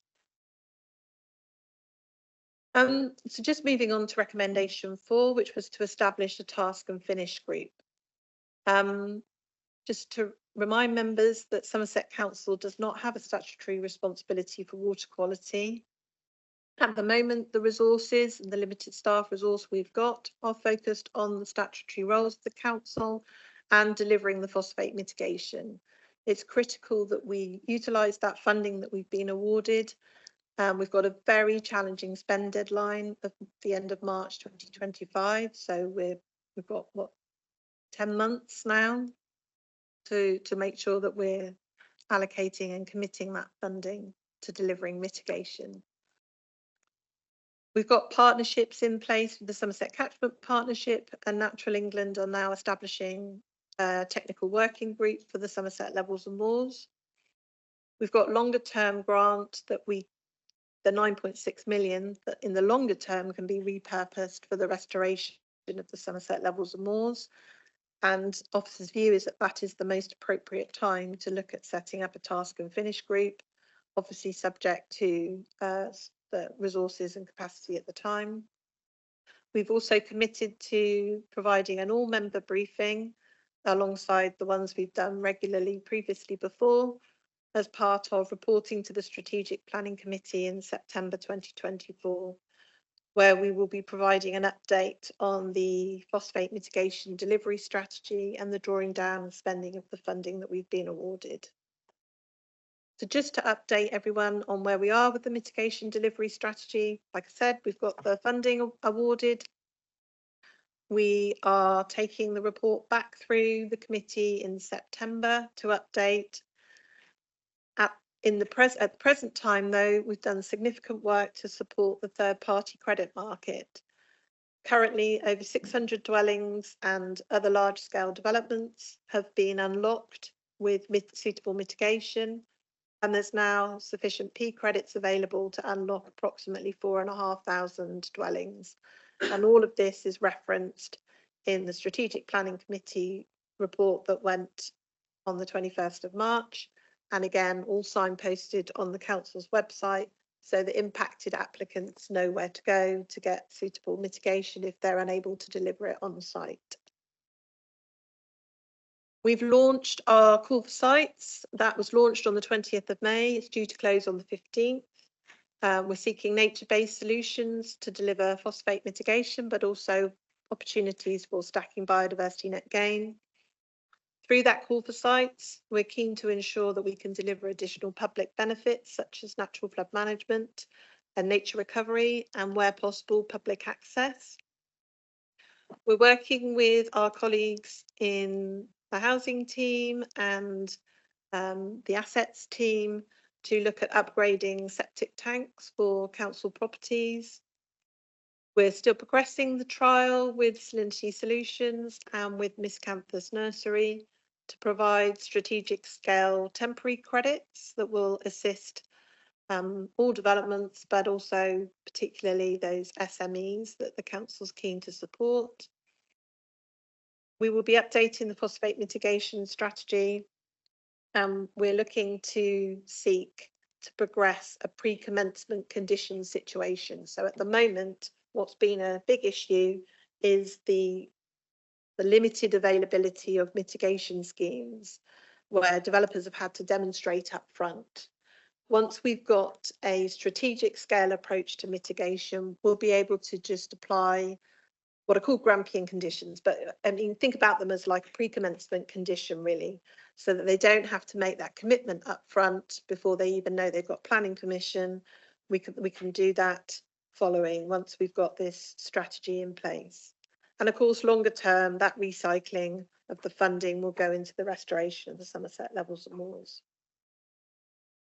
So the fifth recommendation was to prepare a land use strategy as part of the local plan. So a land use strategy is covering much wider areas of land use than the council itself controls. It can look at carbon sequestration, food production and security, tree planting and forestry. But the council does not have statutory powers to control some of these land uses. At the moment, the government had committed to publishing a land use framework for England by the end of 2023, but as yet that's not been published. We understand that they were likely to provide guidance, but obviously with the election, that's unlikely at this stage. At the moment, we've got limited staff resource available for the local plan, and therefore we're suggesting that the local plan takes priority and maybe a land use framework is considered when the government guidance is published, subject to resource constraints. Thank you, Chair. Any questions? Thank you, Kate, for your presentation. And you're very clear that a lot of work is going on in this area, and we're very grateful to the Scrutiny Committee for raising these issues. Water quality, just to remind people, is an issue in the election. I don't want to get stray into those areas because that's not appropriate for us in this arena. A couple of questions from me before I move on. First, I'm very interested to hear that Natural England has set up a technical working group for the Somerset levels and moors. Can you tell us more detail about that? Are we likely to see more evidence coming from that group in the foreseeable future? And who is it working with any university partners to be able to reach some conclusions that might help us? At the moment, my understanding is they're agreeing the terms of reference of that group, but it wouldn't be a project that planning colleagues themselves would be involved in. I suspect it will be more the kind of climate team that would be involved in that work. But it's very early stages. They announced it at the scrutiny meeting on the 26th of April, but we can find out further information about the likely timescales for that group being set up. Thank you. Yeah, I'd be really interested to understand that. One of the I spent yesterday trying to do lots of homework on this, and as you start going into something, you end up with more questions than answers, and that's where I think I've ended up on this. There was a phrase that you used that was accommodate but not mitigate, and I'm just wondering whether that has a different meaning in legal terms and practical terms in terms of this debate. So I wonder whether you could just expand on that a little bit more. Well, I don't know that it's a legal matter insofar it's more the evidence that we would need to rely on to say that as the local planning authority, if we were choosing to take a different approach, we would need to demonstrate that the dwellings that we're giving planning permission are not having an impact on the integrity of the special protection area, i.e. the Somerset levels of water or the River Acts. And the permits that are set are set to ensure that they don't exceed that permit level. So they accommodate housing growth, so they don't exceed that permit level. But the permit level itself is just about ensuring that each litre of water doesn't exceed 1 milligram of phosphates. Of course, when you increase the quantity of litres of water going to the wastewater treatment works by increasing population growth through further housing, you are ultimately at the other end increasing the quantity of discharge of treated effluent. So the litres of treated effluent increase, but each litre doesn't exceed that 1 milligram of phosphates, but the overall quantity still goes up of phosphates because you're increasing the litres of treated effluent that are coming out the other end. So they're not exceeding the limit that they're monitored by from the Environment Agency, but the level of nutrients are increasing with each housing that we give permission for, which is why we mitigate. Now, the reason that we take the permit limits is because it reduces what a developer might need to mitigate for. So if you're a developer building a house in Taunton, you only have to offset or mitigate that 1 milligram per litre from the quantity that's generated from the dwelling that you're seeking permission for. However, if you were a developer seeking to build a house in, say, Fivehead, which is an unpermitted wastewater treatment works, so they likely have a discharge limit of 5 milligrams per litre. So for each litre, they can't exceed 5 milligrams of phosphates. Then they have to mitigate much more. And this is why the Levelling Up and Regeneration Act will make such a difference. So if I take you back to this slide here, that dotted line shows where, after the Levelling Up and Regeneration Act comes into force with the upgrades in 2030, they'll be mitigating at that much lower level. So it reduces the amount of mitigation for a developer in Taunton by 75%. It won't reduce it if you're building a house in Fivehead because they won't have a population exceeding 2,000, but they will still need to mitigate even that lower level. So even the Levelling Up and Regeneration Act, despite what it's doing nationally, it will remove tons of phosphorus. Developers will still need to mitigate that 0.25. It doesn't remove the requirement for future mitigation. It reduces it significantly. So in the case of Taunton, it will reduce it by about 75%. Okay, thank you. I think I had Councillor Wilkins. Councillor Shearer. I think you asked my question. I do have others, but I will wait till later. Okay, Councillor Shearer. Thank you very much. It is a very complex area, and I appreciate the work of the scrutiny team, or the scrutiny group looking at it, and I appreciate your presentation this morning. I mean, I wanted to think about the mitigations that the 9.6 million is intended to do. So I guess, and also the one that you mentioned as well, which is around the that change from upfront mitigation requirements to pre-commencement, if you like, in planning. So I'm just thinking those two things. What's the sort of time frame by which we might see some results of the 9.6 million, for instance, and how much of an impact will that 9.6 million worth of mitigations do for us? And similarly, will it be a big or small change around the upfront to pre-commencement? It's probably early days to say how much with any great certainty, but we've launched the call for sites. We've had a number of landowners approach us already before we launched the call for sites wanting to work with us. So, and the third party market is really well developed. So like I say, we've already got sufficient credits to unlock about 4,500 homes. We'll see what the outcome of the call for sites is. And that, I suspect, will be a large proportion of committing the funding that we've been allocated. progressing the trial to deliver temporary credits, and the temporary credits are required between now and 2030. So what I've just explained to Councillor Evans is that they need to offset quite a lot more until we reach 2030, but those are just temporary credits. And that's where we can support the market, because it's not really attractive to the private market. So the public sector can step in, but we will be providing a full update in September to the Strategic Planning Committee who oversee this. But I'm confident, given the number of landowners that have already approached us, and Natural England have signed off a number of schemes that demonstrate there's a significant number of phosphate credits coming forward. I think what might undermine that is whether government change approach or seek legal. That's what undermined it previously, was the uncertainty around the government's approach to nutrient neutrality. But we've got a lot of schemes coming forward, and there's also lots of other technological improvements that are coming forward that are being tested by the other local planning authorities impacted by nutrient neutrality. So we will always ensure we learn from those tests as well. Thank you. Councillor White. Probably to state the obvious, but the more phosphate credits are available, the cheaper they will come.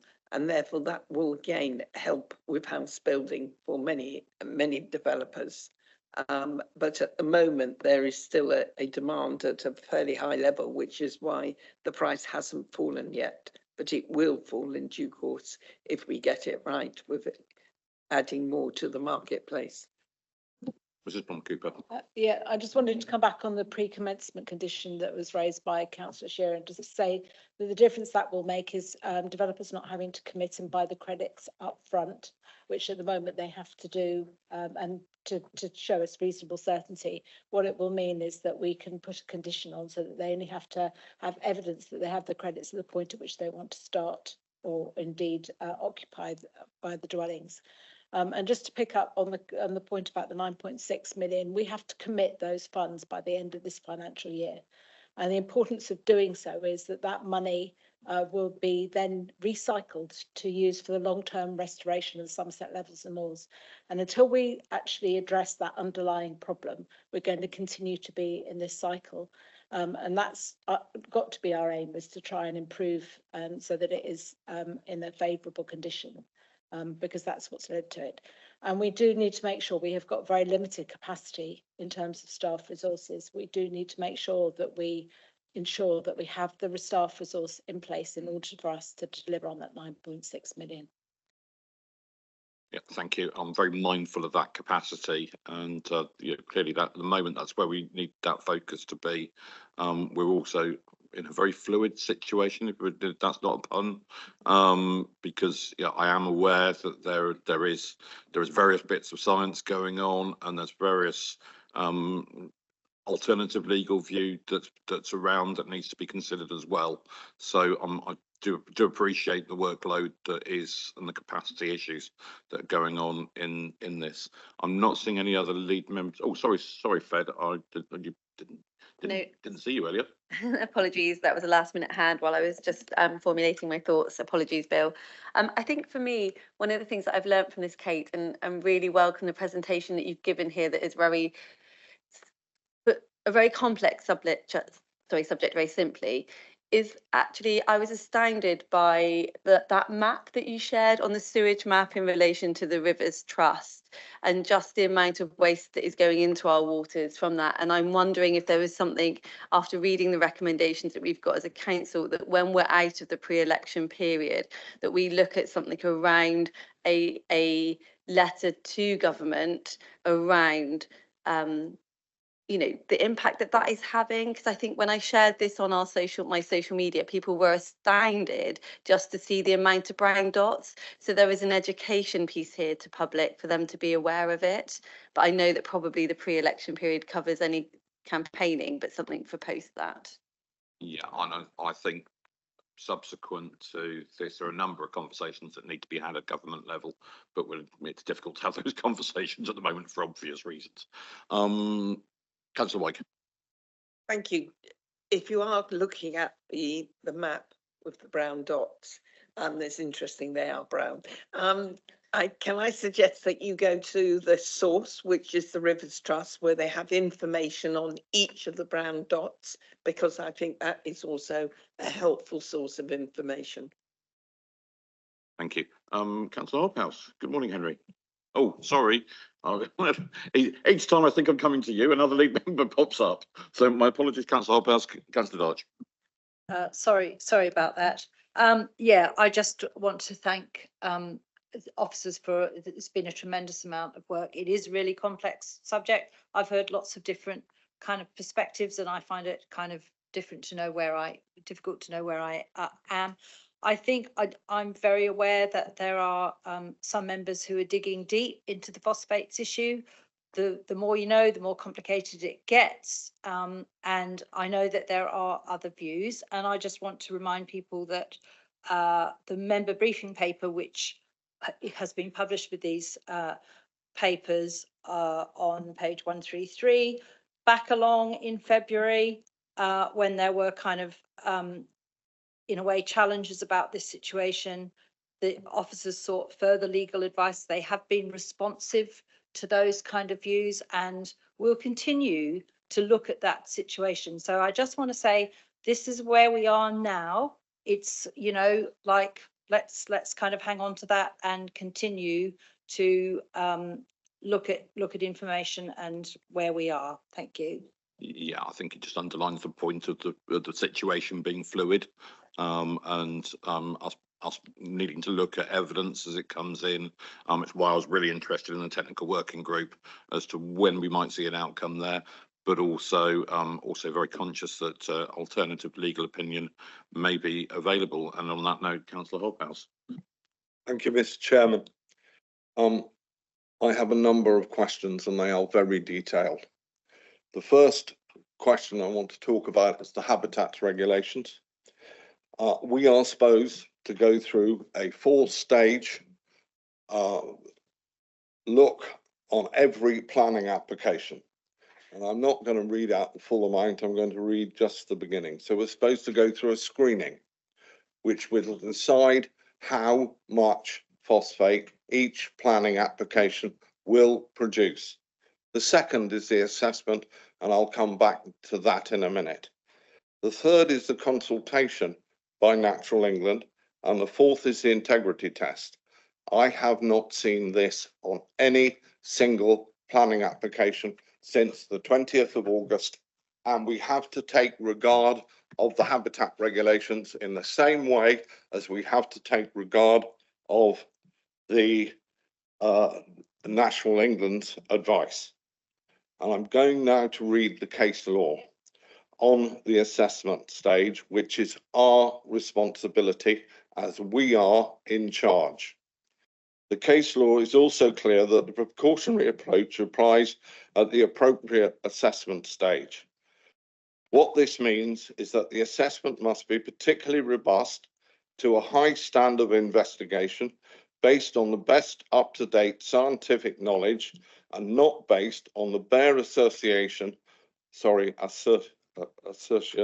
of an expert. And in my mind, that is Natural England, because they have no scientific proof on anything that they have advised us to do. And mitigation and all of that comes under this. I'm going to finish. Any scientific certainty should be addressed by applying the precautionary rates to variables, and I'm not arguing with anything. In all, the assessment must have no gaps, must contain complete and precise and definite conclusions capable of removing all scientific doubt as to the effects of the proposal on the site. And I remind you that the site is at Somerset Levels. I wish to ask the officers if those rules apply under the habitat regulations, and they should have been put in place. That's my first question. Thank you, Councillor Hobhouse. Just for those trying to follow on your hymn sheets at home, we're on page 109 of the papers.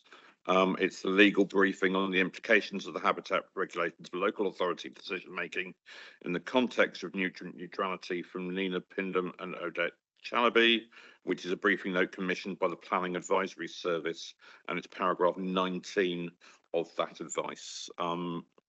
just looking for who's likely to respond. I would have hoped it was the head planner who was going to give us the response on that. Thank you. Yes, thank you, Chair. I can assure members that we do screen all applications to see whether or not we have to apply the habitat regulations, and we do carry out the appropriate assessment. Indeed, we have templates on the council website to help facilitate that process for applicants and to provide us with the necessary information that we undertake to do that.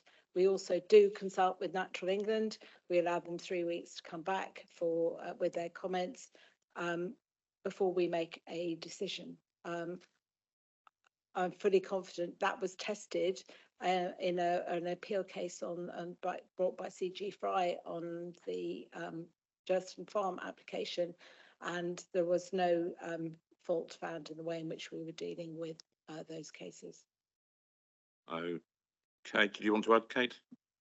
Yeah, the only other thing I wanted to add in terms of the scientific kind of certainty point with Natural England is Natural England have published a number of studies that they've had commissioned through Ricardo to evidence what some of these mitigation measures deliver. So riparian buffer strips, they've published a load of guidance on how that process is followed, and it's the same with the septic tank upgrades. So a number of the measures that are in place that get again signed off when these mitigation measures are put forward by Natural England are backed up by the scientific evidence that they've commissioned, and it's all published and available for scrutiny if anyone wants to. It's on Natural England's website. Okay, thank you very much. Mr. Chairman, can I come back on that particular question? And I'm going to repeat what it says. The best up-to-date scientific knowledge. And at this minute in time, Natural England cannot prove to me that if you plant a wood on land that is grassland and you haven't tested the flow of phosphate from that land, how do you know that the woodland, if it's deciduous, does not increase the mitigation when the leaves fall in the autumn? And I can produce you papers by one of the people who are involved in this, Tim Stevens, that proves that that is the case. Okay, so on the specific point of deciduous woodland being mitigation. Again, I can't comment on the specific case of deciduous woodland, but everything that goes through the appropriate assessment in terms of mitigation measures gets signed off and approved by Natural England. So, and it's backed up by the evidence and research that they've done through the studies that are published on their website. There may well be other studies that have been done that might undermine that. I don't know, but we work off the back of the advice that we get from the statutory conservation body, which is Natural England in this case. I'm going to move on, Mr. Chairman, because this argument's going to go in circles. I find it extremely difficult. The second question is that we are convoluting the sewage that's going into the rivers with what is going onto the levels and moors. And the control that the IDB have on what goes on to the levels and moors is complete. And in the winter, unless there's an overflow, none of the sewage gets onto the levels and moors. The maps, the river maps, and I'm going to give you an example. On the River Cam, since the 1st of January to the 30th of April, I have had, and it's in my division, 121 spills of raw sewage. That is on average one a day. None of that can get on the levels and moors. All of it has affected the Cam, the Yeo and the Parrett. I have issued no swimming advice to my parish councils and no dogs to go in the water for the same reason. But the levels and moors have not overspilled since January the 1st and have not none of that sewage has ended up on the levels and moors. It is a disgrace that it's gone into the river. But can we avoid convoluting, please, between the levels and moors and the river structure on reports? Thank you. First, I've got more. Yep, of course. We'll take one question at a time because I think it'll be much easier that way. Do we have comment on that point? Sorry, Chair, I wasn't clear what the question was. So my understanding is that the sewage overspill from the events that have taken place on the Carey, The River Cam. River Cam, sorry. Yeah. And that what evidence do we have that any of that ends up on the levels and moors? Well, I suppose the key thing is, what evidence do we have that it doesn't? And that's where we need this reasonable scientific. We need to be able to eliminate reasonable scientific doubt. So if those are hydrologically linked, and this goes back to Dr. Clegg's research and the comments that Natural England have made, when the River Parrett overtops in the winter and the Somerset Levels and Moors is a big flood storage area, the water will flow. You can't measure how it's flowing and where the phosphates are coming from. The fact at the moment is that the special protection area, or the Ramsar sites, are in an unfavourable condition due to phosphorus pollution. No one can say with any great certainty the exact sources of those phosphorus pollution, but because they are internationally designated sites, we are caught by the HABREGs, and we have to make sure that anything that will increase nutrient loading will not affect the integrity of the site whilst it's in an unfavourable condition. So we don't need to understand how much sewage that gets pumped into any of the rivers actually ends up on the Somerset Levels and Moors. Whilst it's in unfavourable condition, the sources of those pollution are kind of irrelevant, really. If you know that you're going to give planning permission for something that's going to increase population and increase sewage, you need to mitigate for that. So, point I think Councillor Hobhouse was making was the water hasn't overtopped in this since the 1st of January. Well, I think the River Cam is hydrologically linked to the River Parrett. So the river catchments that we are looking at is the River Tone, the River Brue, and the River Parrett. And there's a number of rivers that feed into those. But those are the three main river catchments that feed in to the Somerset Levels and Moors. But my understanding is that the water from the Parrett going onto the levels, in the winter it's only through overtopping, in the summer it's through the management by the IDB. So Councillor Hobhouse's point would stand, that any pollution going directly into the river in the winter is not going on to the Somerset Levels and Moors, because at that time they are certainly not hydrologically linked unless there is overtopping. Is that not correct? Is my understanding correct? Well, the only evidence that's suggesting that is the work that Dr. Clegg's done, and in Appendix C, I think, of the report is the comments that Natural England have provided to say that we can't rely on that as cogent evidence to take a different approach. So until there is sufficient evidence that we can say, yes, we can rely on this in a court of law, then the situation doesn't change in terms of what we need to mitigate.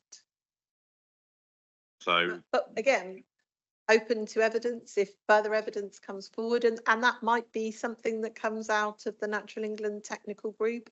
I don't know what they're going to be looking at in terms of detail, but what's clear here is that there is a lack of evidence to say with any great certainty, which is why you take this precautionary approach and you mitigate for the dwellings that you're giving permission for. What you don't do is get into the scrutiny and detail of how it's all flowing around on the Somerset Levels and Moors, because we haven't got the certainty and the evidence around that.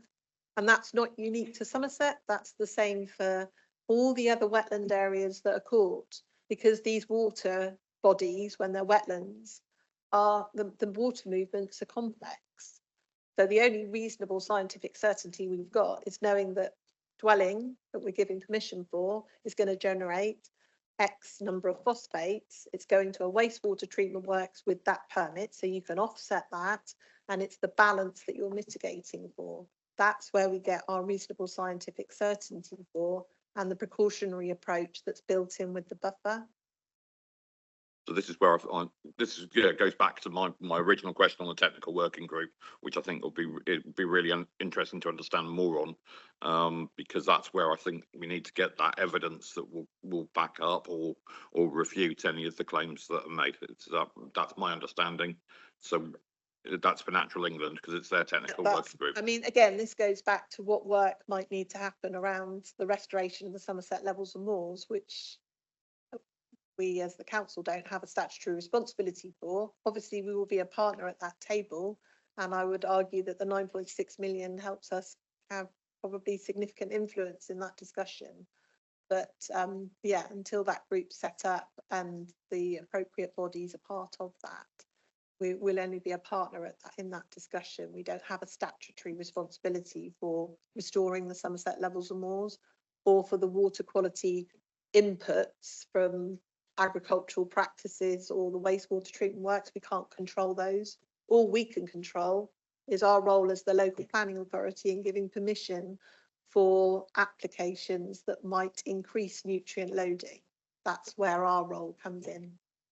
Yeah, I appreciate there is our statutory role. There is also our convening role as a leading body in Somerset. That yes, absolutely. We are in many ways the custodians and safeguards as a partner organisation with Natural England and all the myriad organisations that go with that.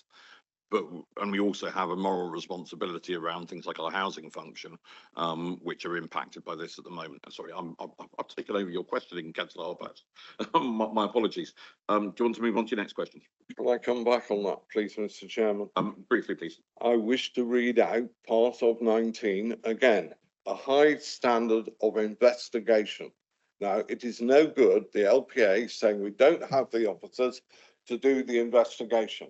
I have an email from Philip Brougham, which I'm very happy to share, which says that nobody has come onto the levels and actually asked him how much water gets out of the rivers, except for Andrew Clegg. Now, we should have investigated this. Philip Brougham would have come and told you that there is no access apart from spill in the winter. That's a fact because he controls it. Now, he said that in the scrutiny committee when he was invited to speak. We're now being told we have no scientific proof of that statement. And we need to please understand that we have to clean up the levels. We cannot clean up the levels until we know what the influx is from the rivers, which have been changed their normal course since 1100, and they do not directly affect the levels. And it's no good people saying to me, this is a national policy. The River Wye is being directly affected by agriculture. The Thames is being directly affected by sewage. The Somerset levels are only being affected by what is happening on them directly. And the sewage and the agricultural problem in the winter, unless the water spills onto them, there is no pollution. I want to ask why the standard of investigation, it's no good coming back to me and saying Natural England have advised you. It is your standard of investigation, hasn't actually asked this particular question of the IDB. So just to clarify, the Royal Haskonian report did consult the IDBs on the maps. Now, they might not have spoken to Philip Brougham in particular, but the IDBs were consulted and there was extensive discussion around the water flows. And that's why the original map we got from Natural England was a much bigger area. You can still see it on the catchment map. It's a kind of a purple dotted boundary. And the boundary was amended, but there was engagement with the IDB. Might not have been with Philip Brougham, but there absolutely was engagement with the IDB on establishing the water flows for that map. You are again coming back to me through Natural England. It's not their responsibility. Sorry, Henry and Kate, can we just come through the chair as we would normally do in a meeting, please? I appreciate the emotions that are here. Sorry, Mr. Chairman. Okay, but we need to conduct ourselves in a way that's appropriate. I appreciate that that you're struggling to get the answer that you'd like, but the officers are relying on the advice of Natural England in this. And the advice of Natural England is, we're being told that they have sought that advice from the IDB. It may not have been sought specifically from the officer directly that you're referring to. And I think we may need to double check the communication lines to make sure that that advice has been based on the evidence of the officer that deals with that directly. Okay, so I think there is some work here to take place outside the room. I will move on then, Can we move Mr. Chairman. Can we just comment on that? Because the Roy Huskerling report was a piece of work that was commissioned by the former Somerset authorities prior to vesting day. So it was the 5 authorities, and that work was commissioned and conducted and paid for by those authorities. It was not a Natural England piece of work. It was obviously involving Natural England. They were part of that, of developing that work, but it was a piece of work commissioned by this authority. Predecessor authorities, yeah. Okay, can we move on? You talking about the Royal Haskin report? Mr. Chairman, I've now got to come back again. The Royal Haskin report has now been proved to be completely incorrect. I'm a pity that Mike Stanton's not here at the moment because he's the one who's dug this out. The situation, as an example, on West Sedgemoor is that they said there was an influx of water. There is no influx of water on West Sedgemoor. It is all pumped out. So they got the direction of flow in the completely the wrong direction. I'm not going to go into any more of that. I'm going to move on at this point, if you don't mind. I think we need to move on. Thank you. The next particular point is on Wessex Waters. On the diagram you have in front of you from Wessex Water, I have sent to the officers Wessex Water's figures on their permits, which are controlled not by the Natural England but by EA, and the permit levels have been lowered, and the amount of pollution that is actually coming out below those permits, the figures that we have in front of us are from 21 to 23. The 24 figure is actually 0.3 of a milligram. Now, I absolutely accept that we should be having the proportionally approach, but we shouldn't be adding the 20% to the permit. We should be adding the 20% to the actual pollution that is coming out of the waterways to give you headroom. And the fundamental problem here is that we are making the mitigation that much more expensive because we're actually looking at what the Environment Agency permitted Wessex Water to put out from their sewage farms. What they're putting out is a completely different figure. And that's where the argument comes from about where the 20% should actually be put. I'm willing for Mike Rigby to break in if he wishes to talk on this subject a bit more. Councillor Rigby, did you want to come in at the invitation? I don't wish this to be a tag team event, if that's possible. I'll save it till later, please, Chair. Okay, thank you. And response, please. Yep. So Councillor Hobhouse has shared the list of data that he's provided from Wessex Water. We've gone back to clarify with Wessex Water, and I've sent an email to Councillor Hobhouse about this because those are not the permit limits. I think they're the headroom. So I think there's a slight misunderstanding in the data that's being provided. So I've gone back to Wessex to ask them to clarify, is it the headroom or is it actual permit limits? And also a number of those wastewater treatment works that have come from Wessex don't actually fall in the Somerset Levels and Moors catchment area. They fall outside of it. So I have gone back to clarify that data. In terms of the 20% buffer, it's applied to provide that precautionary approach on the mitigation measures, not to, so that they build that in so that there's a precautionary buffer on the mitigation measure rather than increasing the overall quantum of phosphates, but it's done at that end. So I can see why it's viewed in that way, but it's building in the precautionary buffer on the mitigation rather than increasing the quantity of phosphorus.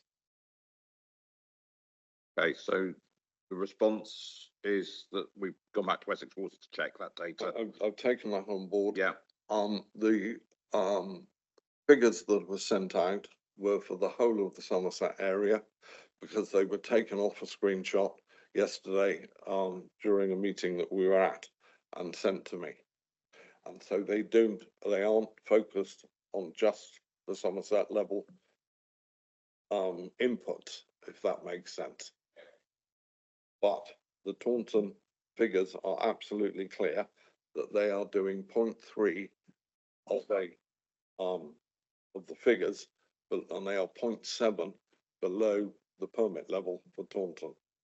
Okay, and we've been given the answer that we're double checking those figures with Not a Essex Water problem, Mr. to Chairman. make sure that we are talking about the same thing. Can we No move on, problem. please? On May the 26th this year, Natural England broke the habitat regulations, and they have allowed, as shown by Kate Murdoch's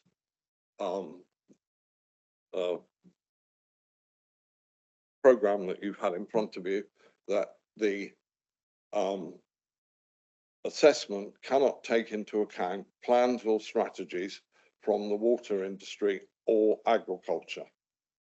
And on May the 26th this year, Natural England have taken into account the plans and strategies of the phosphate removal by Wessex Water into Poole Harbour. And the removal of that condition, they've left the nitrogen in place,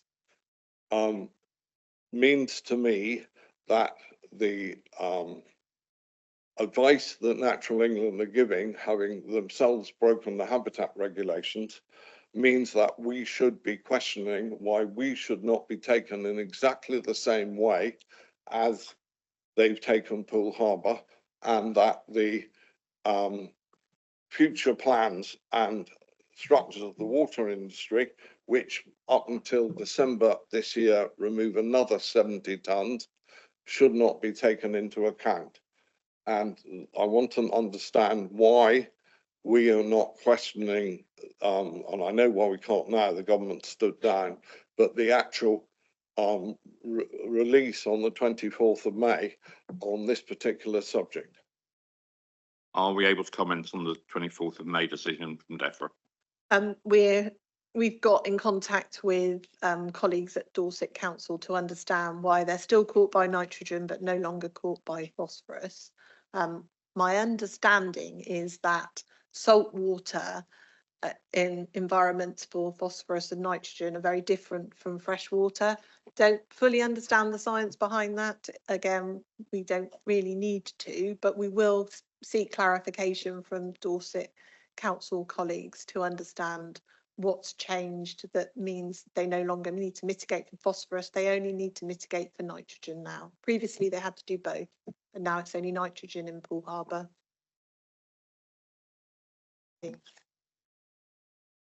But they're still caught by nutrient neutrality. Sorry, thanks. Thank you. So that, yeah, as I mentioned earlier, the situation is fluid and things do change. And that was news to me yesterday, and I've been trying to understand the announcement, but obviously it's very difficult with the current position with the government as well. So Henry, next question. I wish to come back to Andrew Clegg's testing. I have emails from both Mark Taylor and from Paul Broom saying that this is the only testing that is actually being done. Paul Broom from the IDB has now purchased the testing equipment that Andrew Clegg uses and has started to do his own run of IDB testing. The argument about phosphate and phosphorus is extremely complex, and I will try and make it as simple as I can. Phosphate is the oxygenated phosphorus. And immediately phosphorus gets into the environment, if it's warm enough, it turns into phosphate. The phosphorus comes from the DNA in all animals and all grassland and all plants, and is released when they break down. It is impossible to test for phosphorus unless you do it in the lab through a very complex method of testing. Andrew Clegg is now working with Wessex Water's labs. His results show considerably more variation than 60%. In places, it's over 100%. Because, as we say, we can't test the phosphorus on the ground. The problem is that the actual phosphorus is not what is causing the growth in the levels. And the phosphate is breaking down. I'm sorry to get even more complicated. For those of you who did chemistry A level, you will remember phosphorus, ferric and ferrous. Now, ferric is holds three phosphate molecules. Ferrous holds 2. And the breakdown occurs because of lack of oxygen on the levels. And it occurs there because the covering stops the plants in the water from producing oxygen. They did an experiment in Australia where they put raw oxygen into the river that runs into Perth, and they removed all the eutrophication. Now, this is part of the problem with this whole complex scenario, and I will come on to in a minute the situation with the River Trust operation, which I am involved in, scientifically and technically. I talked at length to Mark Taylor yesterday on this subject, and he does not know how he is ever going to test the levels for what is a sustainable method of keeping the levels as they are, for 2 reasons. Firstly, we're getting climate change and the water's getting warmer and the oxygen's being removed. And secondly, we got absolutely no knowledge, because nobody has actually done any of the scientific work on how much of the pollution gets onto the levels from the river catchment areas. And we have got to stop talking about the river catchment pollution, which is horrendous and we need to cure it, but it is not tied into the Somerset levels unless they spill over. I want to understand why we have accepted what Natural England have put us into with no scientific proof.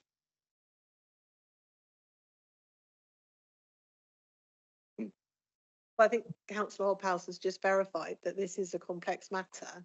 And again, I'll take us back to what our role is as the local planning authority. So whilst we might desperately want to understand how phosphates are causing an issue on the Somerset levels and moors, we're caught by the legal, the HAB regs. It's a legal situation. We need more scientific evidence. Nobody's disputing that more scientific evidence is needed, and that's the same discussion in all the other areas. But at the moment, in the absence of that clear scientific evidence, we have to be certain that with each dwelling that we're giving planning permission for, we are not increasing the nutrient load. It's the integrity of that special protection area. So the rivers don't have a special designation. It's the Somerset levels and moors that has the designation. And that's why we're caught by the HAB regs. This is why it's a legal issue, not a scientific one. There is acknowledgement, but we need more evidence to understand how you restore the Somerset levels and moors. No one's disputing that. But at the moment, we're caught in our capacity as the local planning authority. So long as we know that each dwelling we're giving permission for is mitigated for, then we can continue to grant planning permission. The longer term restoration of the Somerset levels and moors is a much bigger issue. That's not something, and if we get wrapped up in that now, we won't ever give permission for dwellings. So it's, we need to be careful where we're trying to divert resource, because otherwise we're not fulfilling our statutory duty. Okay, so insufficient evidence precautionary approach is what I'm hearing in effect. Okay. Can I just check how many more questions you have, Mr. Hobhouse? I just want to point out that section 19 gives responsibility for the councils to do the investigation. And it's absolutely clear, and it's legally clear. And it needs to be looked at and addressed. It is no good hiding behind the fact that we are the LPA, because the LPA is in charge. Okay, thank you. Thank you for your points. I think that is taken. So can I go to Councillor Wilkins and then Councillor Wyke and then to Councillor Rigby? Yeah, just two things really. I mean, I was very interested by the Poole Harbour. I just wonder whether the fact that the levels of moors, rivers, and I get your distinction between the levels of moors and the rivers, but I wonder if again, we're in a fluid situation. I get that, but whether the semi-tidal nature of the levels of moors, rivers would play an interest in whatever happens with the Poole Harbour side of things. That's one question. But my main question is you said that no developers have judicially challenged Natural England's advice. I just wonder why that, considering the deep pockets of developers and actually the fact that they would the advantages of them challenging Natural England and winning, presumably. Why you believe that they haven't challenged? Is that right, or have I misunderstood what you said? Sorry. They haven't challenged the nutrient neutrality position. They have challenged the government on whether reserve matters applications are caught, and that's the CG Fry case that is the Somerset case. But they're actually legally challenging the government because the government made the decision on the appeal. But yes, as far as we're aware, there's been no developer legal challenge on the nutrient neutrality advice of Natural England. And I can only assume because they've had the same legal advice that we have. And they're realising that it's not going to carry favour with them. But that's not to say there won't be there could be a legal challenge in the future, but to our knowledge, there hasn't been. There have been some resident action groups which have legally challenged Natural England's nutrient neutrality advice for not going far enough, and that was in Fareham. It wasn't successful.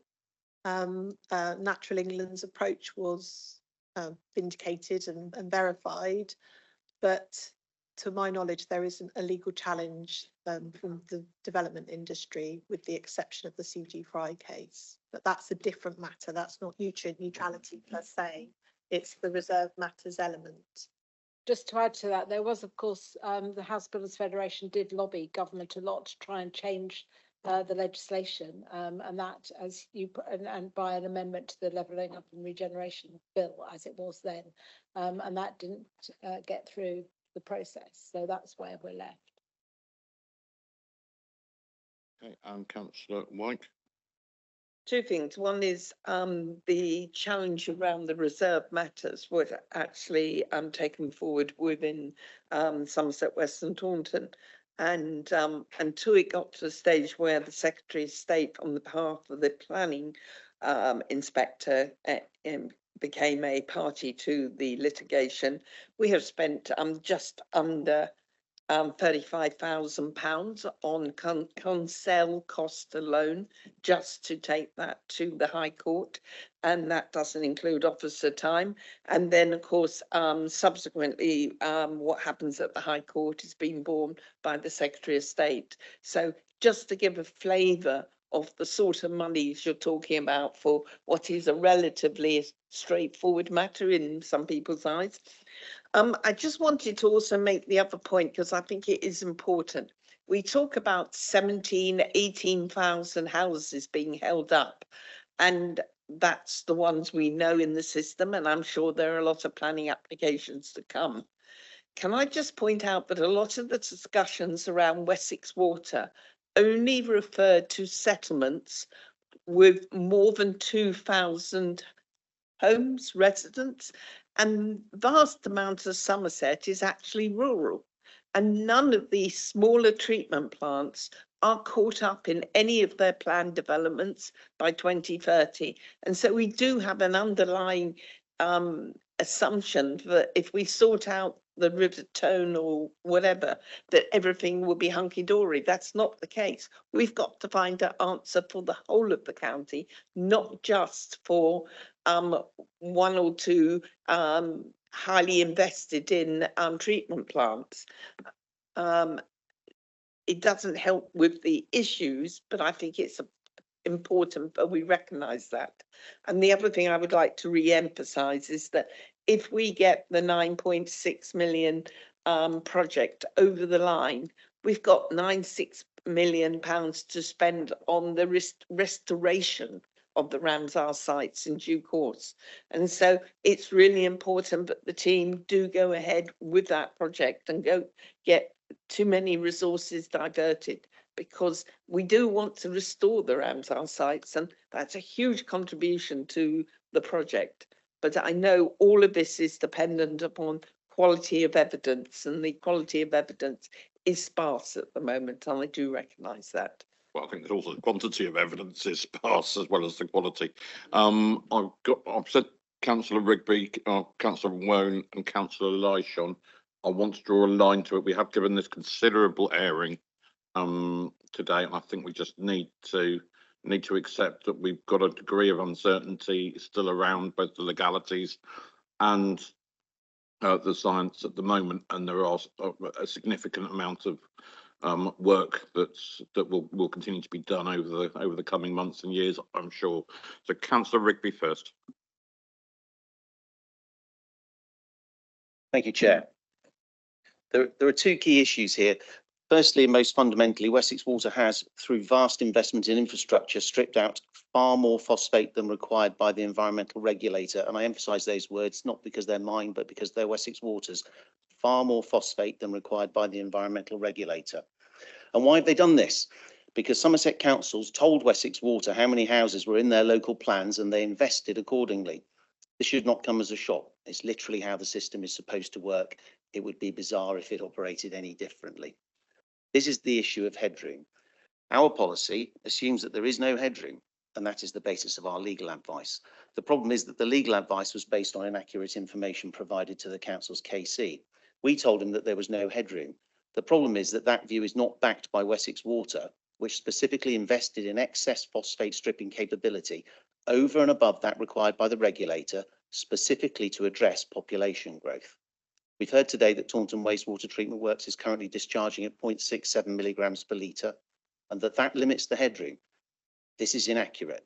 I've done the job for you. I did the double checking.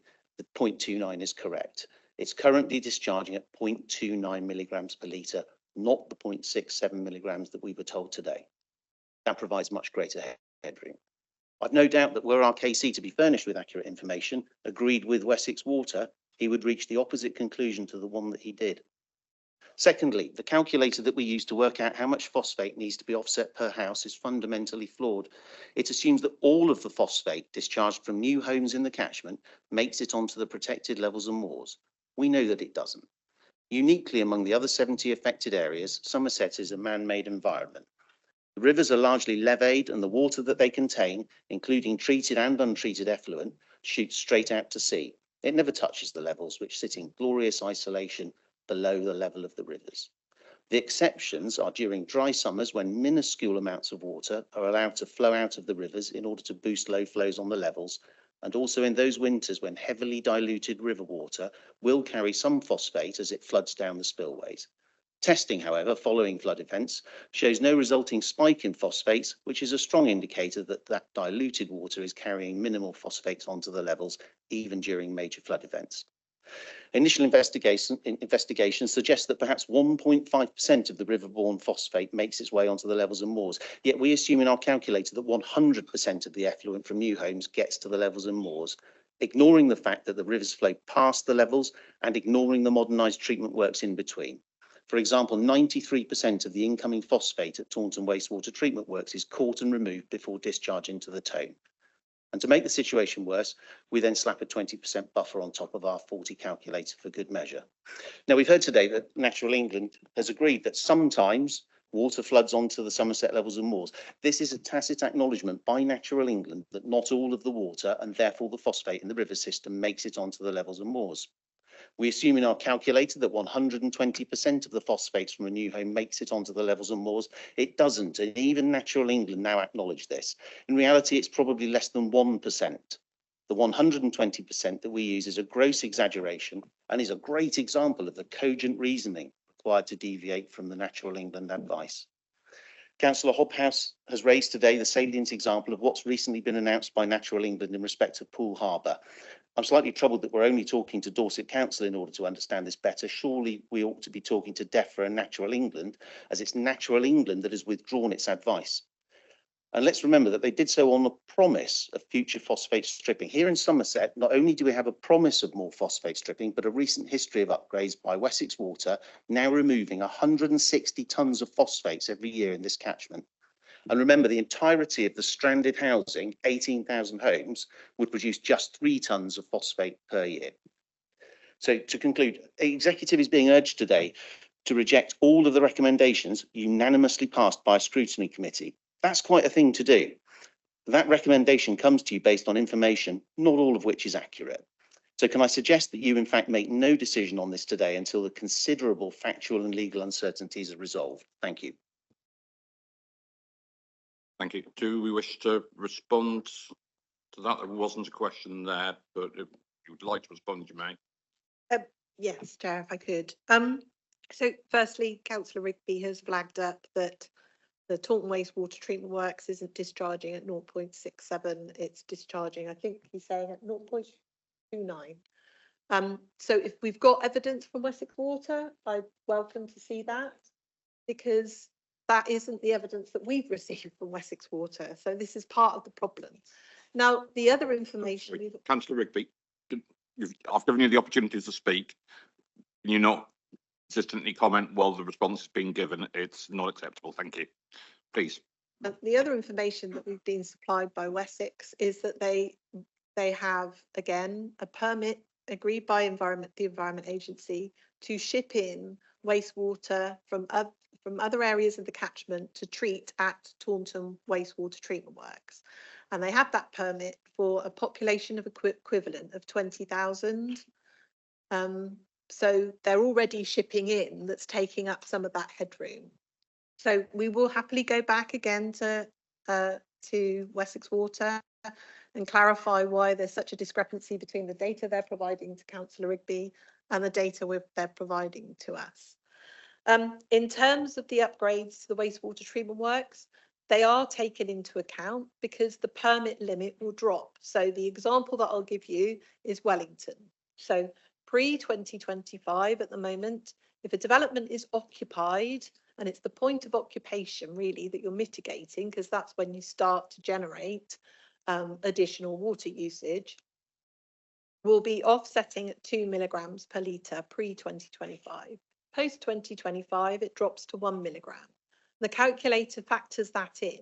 So where there are upgrades, they are built into those calculations and what they are required to mitigate.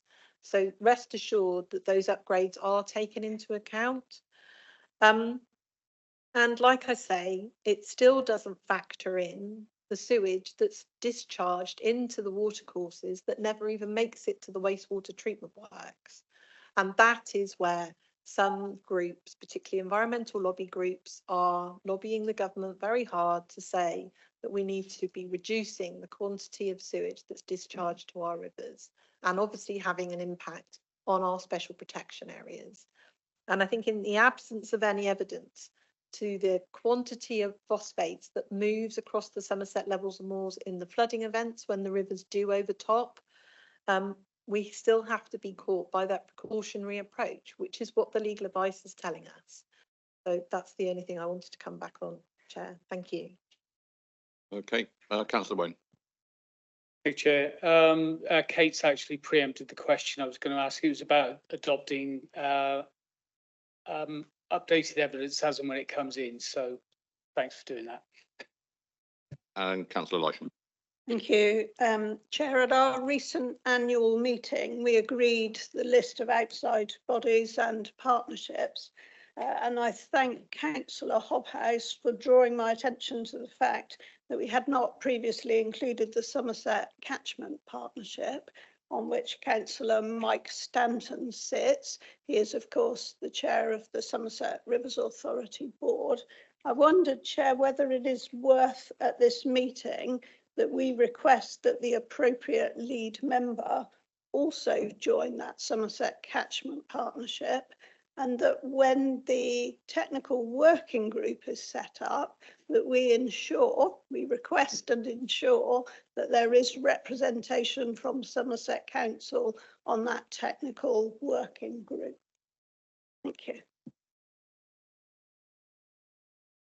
I don't think that that's a proposal as such, rather than a request for a couple of things. Are we able to follow that up as part of the debate? Councillor Wyke. Thank you, Chair. We've been talking about this for several hours, it seems. I just wanted to finally say, and I think we all should share my thanks to the officers. This has been a long and relentless from the day we got the letter from Natural England, and they're really working extremely hard to implement the advice we're getting, reacting to an ongoing stream of changes. And I know that we're in pre-elections, I can't say too much, but I will say that it's not been a changing feast, a fluid situation, and it will continue to be so. And I really do think we need to recognise that it is a remarkably small policy team who are working extremely hard on this. And I just want to express my thanks formally to them. Thank you. Thank you. Henry, if it's very brief, please. Don't need to be very long at all. I am on the task group for the Rivers Authority for the actual checking. Mike Stanton knows that, and Andrew Clegg is also involved in the River Catchment Task Force. And I've been told by Natural England that they want me on the whatever task force they're creating. We'll look forward to hearing more about it over the coming weeks, months, and I hope not years, but I suspect it may well be. So we have a recommendation on the papers that we've considered and responded to the recommendations of the Scrutiny Committee Climate and Place meeting on the 26th of April 2024, with the benefit of officer advice set out in this report. Can I just make it really clear what I've said during right at the start, that this is a fluid situation and that we are very aware that of the precautionary principle we have to apply. We are very aware of the scientific evidence that may not be at the level that we need to come to an alternative position at the moment, and we are very aware that legal opinion may well differ as to the position that we're in. So this isn't a chiselled in stone position. This is where we are at the moment, and as the evidence comes forward and the legal opinion comes forward, that may well change in the future. I would like to reiterate the thanks that Councillor White has given to the small officer team that work around this area. We know that there is a huge amount going on behind the scenes, and thank you for the assurances that those further conversations we'll be having with Wessex Water and with Natural England and with other authorities and with government aid as well, because it's a partnership approach that I think will see through this. Ultimately, we are the custodians of the Somerset levels and moors, as the leading public authority in Somerset, we also have that duty of care towards our residents, many of whom are impacted by the lack of housing that we're able to provide for them, and many of our small and medium-sized enterprises in the construction industry that are also being impacted by this. So with those words, can I see a proposer for the recommendation, please? Councillor White, and a seconder, please. Councillor Councillor Darch, sorry. Sorry, brain fade there. Proposed Councillor White, seconded Councillor Darch. Those in favour of the recommendation, please show.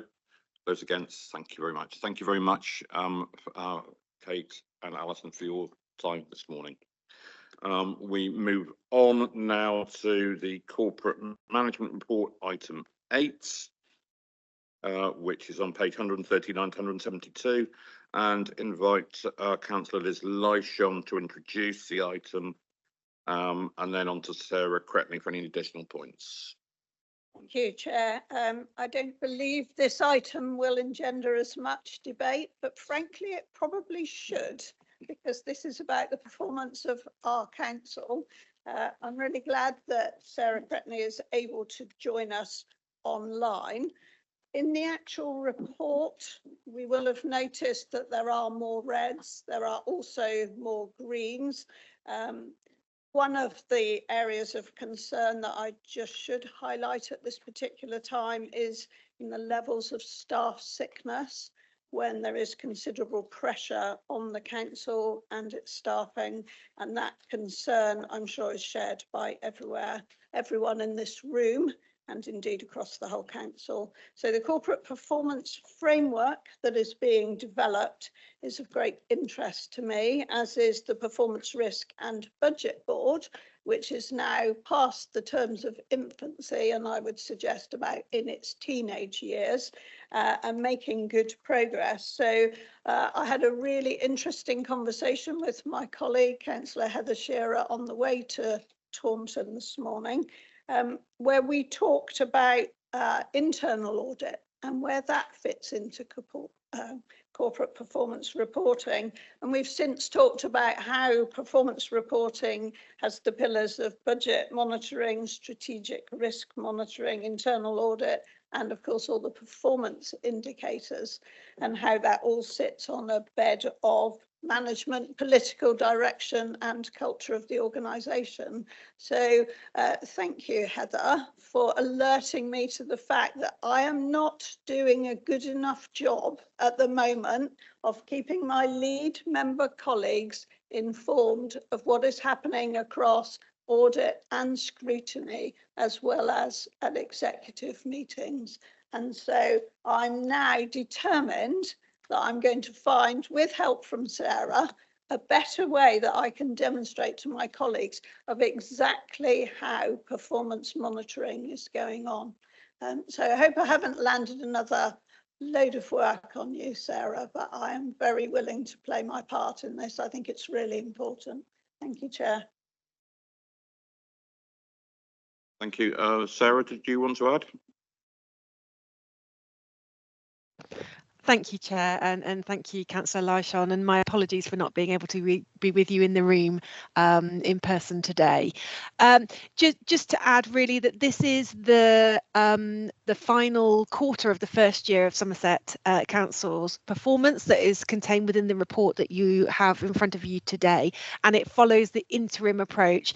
As Councillor Lysholm said, we are doing work to make sure that we want to bring a more comprehensive new corporate performance framework.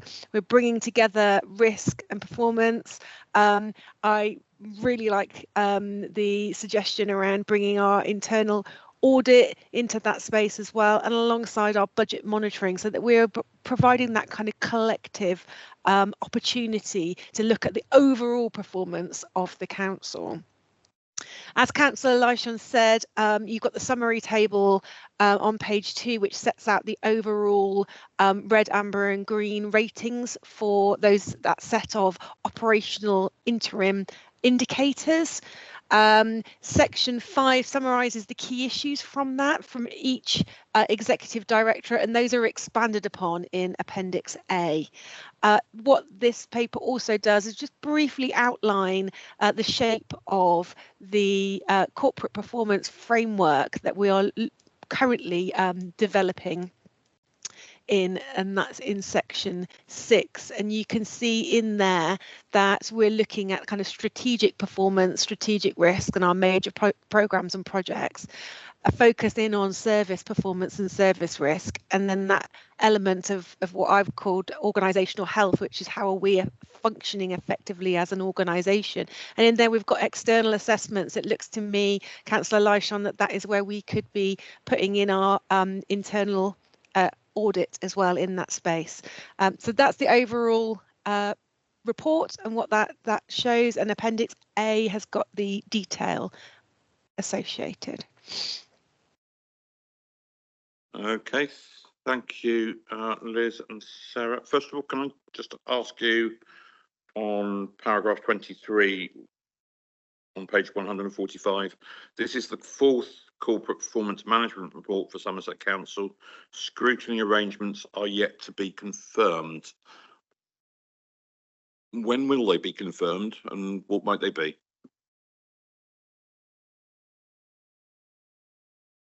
So currently, these quarterly performance reports, I believe, don't go as a matter of course to scrutiny committee. Within the new arrangements of the corporate performance framework, what we want to be able to do is to make sure that we're reporting to scrutiny committee as well as executive committee. I don't know whether Councillor Lyshawn has any more info on that. I think what I should say is that we are working to address the route through scrutiny to executive and to look at the way we present on performance risk and budget in a quarterly way. I know what I really want it to look like, but I do understand that it is a challenge, both from the amount of information and also from the calendar of meetings, that is quite a big challenge, but we'll keep working towards it. And I'm sure my colleagues will let me know when we've improved, because we do acknowledge that we need to improve. Thank you. Yeah, it was one of, I think the outcomes from the scrutiny chairs was to make sure that we involved them at an earlier stage. So it would be great to see that coming forwards. Thank you. Any other comments and questions from lead members or associate lead members? I've got Heather, then Fed, and then Dixie. Thank you. First of all, very rarely have the opportunity to correct Liz, but I was never intending to show her up for not having done enough to keep us all informed. The comments, I've got some general comments, and always happy as well to take any questions from my colleagues, obviously. I think I just want to go on because I think it's great. I'd love to see the performance monitoring reports. I'm really pleased that you're working on improving it for the next time we start to see them in this new year. I think that's really good. I love the idea of being able to see some synergy, as Liz was saying, across budget monitoring, strategic risk, internal audit, and the choice of KPIs that we are reporting on, and they should all make absolute sense to our services. And I'm sure they do, so that things can follow back in a very sensible and cohesive way. I think the only thing I would say, and forgive me if I've missed this point, but I think you might who's doing this work might want to think over time, if not immediately, to not necessarily do everything in directorates. If you think about the way we think of our priorities for the next year, which I know some of us have been looking at, that they're often cross-directorate, and so perhaps not to have them always slavishly around directorates. So they're going to be cross-cutting. So just a flag for that. And I think then the only other thing I was going to say, again, in looking at them all quite generally, and some of the rationales for why perhaps we've got some reds and this kind of thing, in different rooms I sit in, I hear a lot about how our digital performance is not where it might be. So the underpinning systems that we use day to day, but for some of our colleagues, our officers, they don't talk to other ones, and so I think a lot of our success will be enabled by having better systems. We've been doing quite a bit in children's around our processes to improve our process management of key things. So like, EHCPs, the Education Healthcare Plan Assessment applications, and a lot of our workarounds and carbuncles and systems were partly might have been human factors, but some of it's also around working around systems that don't work. Similarly, the JTAR that we just had recently, the joint targeted assessment, joint targeted area inspection, which looked at our partnership working and how we as a partnership across the entire system deliver safety around serious violence for children who are exposed possibly or involved in serious violence. A lot of the criticism, which is still informal, but a lot of the criticisms are around how we share data and how we have access to each other's systems. So it's just like a bit of a plea that, again, if we can look at things thematically, perhaps it wouldn't just be saying, oh, the digital team aren't doing very well on IT. And you go, that's kind of not the point. It's how we do things corporately. So just a bit of a plea there to look at things thematically. But thanks for the work. I'm looking forward to seeing the next iteration. Thank you, Federica. Thanks, Bill. Again, welcome any questions if there's anything on communities in relation to the performance. I think for me, I'm not sure whether it's a question or a comment because Duncan's not here, but whether Alan or others want to pick up on it. We obviously look at this report looking backwards, and we all know when we sit in this room that we are in a state of flux, whether that is because of the financial emergency or because of what we've got coming forward. So it's, I guess, for me to understand, and maybe it'll link into the paper that's next on the agenda, that we are going to go through some really hard times moving forward, both in what we as a council look like as we look to achieve our leaner, more efficient council. We're also going to lose and have lost some great and wonderful staff.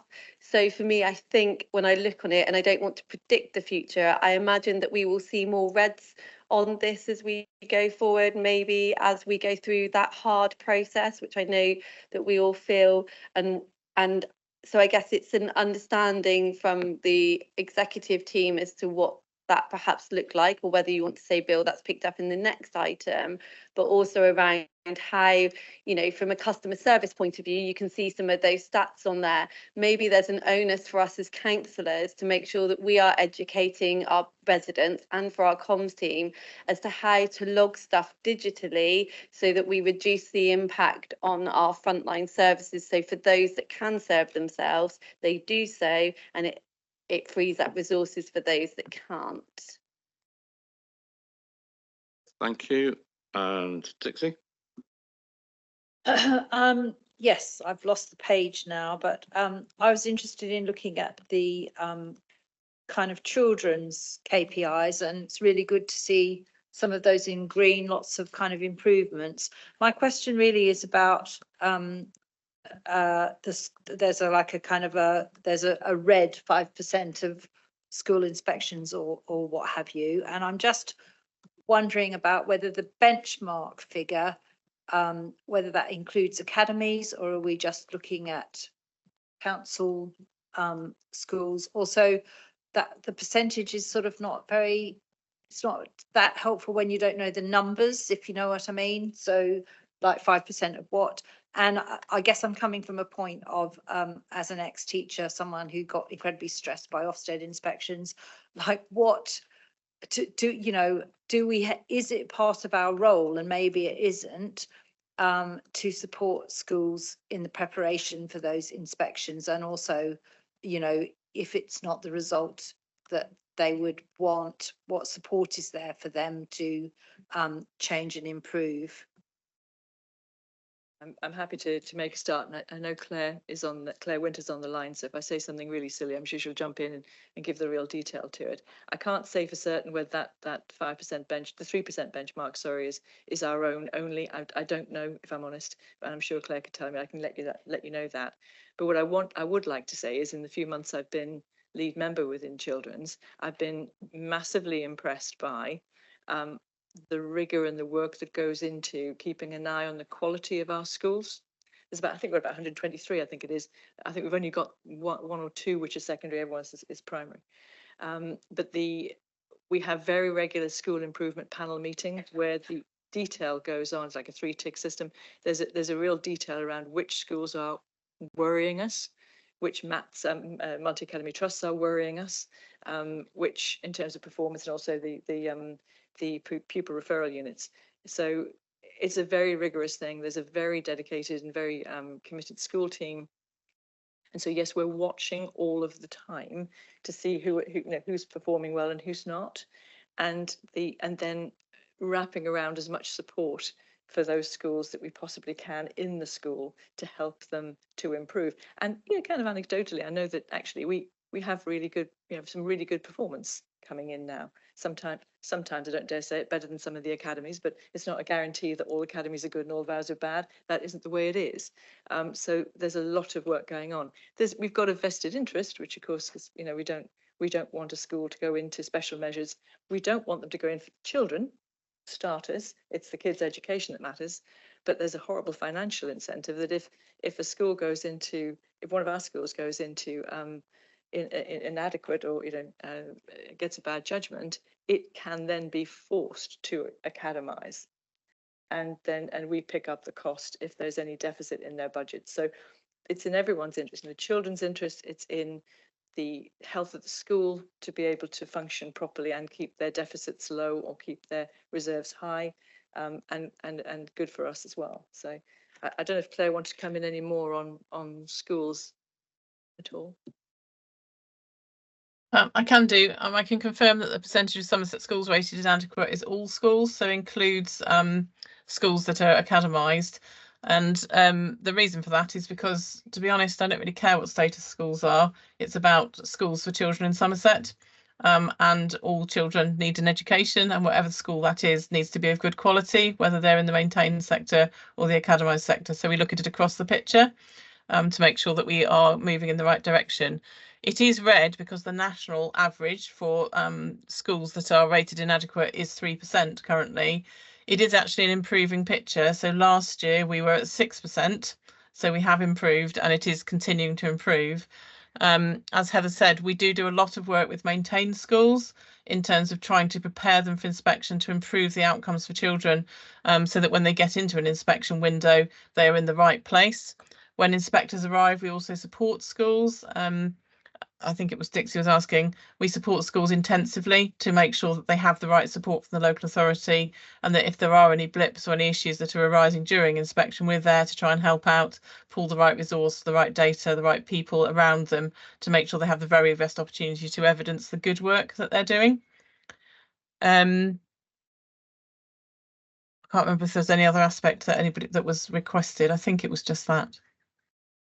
That's really helpful, really encouraging. Thank you very much, Claire and Heather.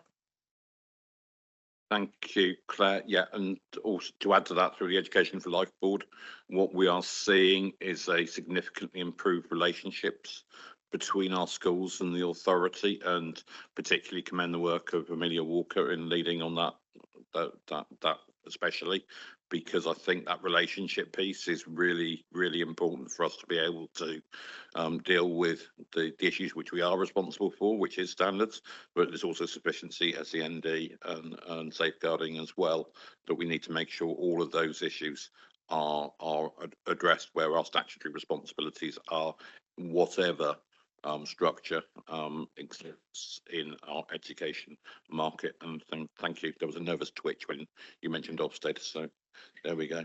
Ros. Thank you, Chair. I was looking at Appendix A, and it's the list of all the key risks, and I was looking at the mitigated rating vis-a-vis the uncontrolled one, and I was just really seeking assurance as to how these are determined. Are these within the department? Are they, or is this done by third party risk committee or what? Because I'm slightly surprised by some of them, and it probably just reflects my lack of knowledge of how you do it. But I was just like some assurance as to who's involved in the mitigation rating.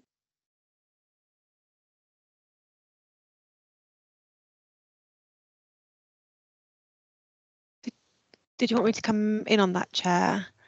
So I'm sorry, I was looking at you and realised that you can't see me. I can't see you. Sorry. I'm so sorry. That's yeah, no sense that sense of self. I'm delighted to see you using the same nail varnish as Mr. Green is in the room. Please, and please Nikki go ahead. as well. Yeah. So can I just check? Are you looking at the Appendix A for the Q4 performance report or for the improvement and transformation programme? Oh, sorry, the microphone's not on. I can see that you're talking. Sorry, but... Michael. Page 189. It's 189 and it's the improvement and transformation programme, but it's really a broader piece as such. How the risk is actually calculated on this. Okay, that's on agenda item 9. But if you just wish to comment on how risk is calculated in your paper, so Grant. So that's so the Q4 performance report at the moment doesn't include risks, but that's okay. So just to say about the there is a risk scoring matrix which we use across the whole of the organisation, which has recently been reviewed at audit committee, which gives the indication of whether it's high, medium or low, and the risk scoring, and that those scores are then depending on the mitigating actions, obviously then affect the risk after that. Thank you. My fault for jumping into the next paper, but I do think that we need to have, whether it's high, low risk or 8, 10, 15, we need to have a uniform approach, I think, to risk. But yeah, that's really helpful. It's the audit committee who are looking at that. Thank you. Okay, I think that was wishful thinking. We were further along the agenda than we are. Just looking around, I can't see any other lead members or associate lead members. So I'll go on to Councillor Fothergill in the room and then to Mandy online. Councillor Fothergill. Thank you very much indeed, Chair. I actually have 4 questions, and with your indulgence, I suggest I split them into 3 because they relate to 3 different services. Okay, so 4 questions, 3 services. Yeah. So you're going to ask a question of each of 3 different services. Okay, I get it. So if I take page 156 first, I think I'm very concerned, although it's not in red, it will be in red next month, I'm sure, by the safeguarding risk outcome. Proportion of individuals for whom the risk was reduced or removed following safeguarding intervention. So that has got a target of 90, which seems very low in actual fact, and it has been falling over the last few months. And I'm very concerned, therefore, that we are not resolving safeguarding risks, and that we've got a trend there which seems to be worsening. I'm not particularly looking for an answer now, but it is a major concern if we are exposing our vulnerable elderly people to safeguarding risks and not mitigating those. So that's my first question. Thank you. Is your second question on second on the same issue. And the other one is the total number of overdue Care Act assessments, which seems to be going backwards by the month. And I'd just like to understand what is the plan. I'm happy to take a written response on this. What is the plan to get those down? Clearly, they do impact people, like vulnerable people. And in particular, I'd like to understand the number of our residents who unfortunately leave us, die, without having that Care Act assessment. Mel, are you able to respond? I'm fine. Yeah, sure. So in terms of the first one, safeguarding outcomes, 90%, although you don't think it is high, is extraordinarily high. And if you compare that with the rest of the council, so our SAC return, our safeguarding adults return, has just going in for this year, and our number is just above 90% for the first quarter of this year. So I can see that's or last quarter and into this quarter. So I can see that's going up slightly. We are never going to be totally able to reduce or remove a risk of an individual. And that could be because the outcome that individual wants and the risk that person has is never going to be totally, it just doesn't happen. You can't ever reduce 100% of the risk. We have a risky life that we all live, and we choose sometimes if we have capacity to perhaps live with the individual that is presenting that risk. And that's just life. We can talk to them about doing things differently. We can put in systems with individuals if they would like to do things differently, but there is always going to remain a risk. So we can minimize as much as we can, and we do, but we can never always remove that. That's the way life is, and that's the way people choose to live. But 90% is quite high, and I'm more than happy outside here to share with you what we do, how we take that forward, and some of the examples so that you've got a bit more information on that. So I can do that after this meeting for you, no problem whatsoever. In terms of the Overdue Care Act assessments, 900 and I can't see the writing in here, 64 I think it says on that, which is as of today has come down dramatically for this year. That's old year's last quarter. We have moved on with that, and we've moved on with that because of a lot of the work that we've been doing around process, around how we take that forward. We take a quarterly risk report to our Safeguarding Adults board around this, and you can see the numbers are coming down.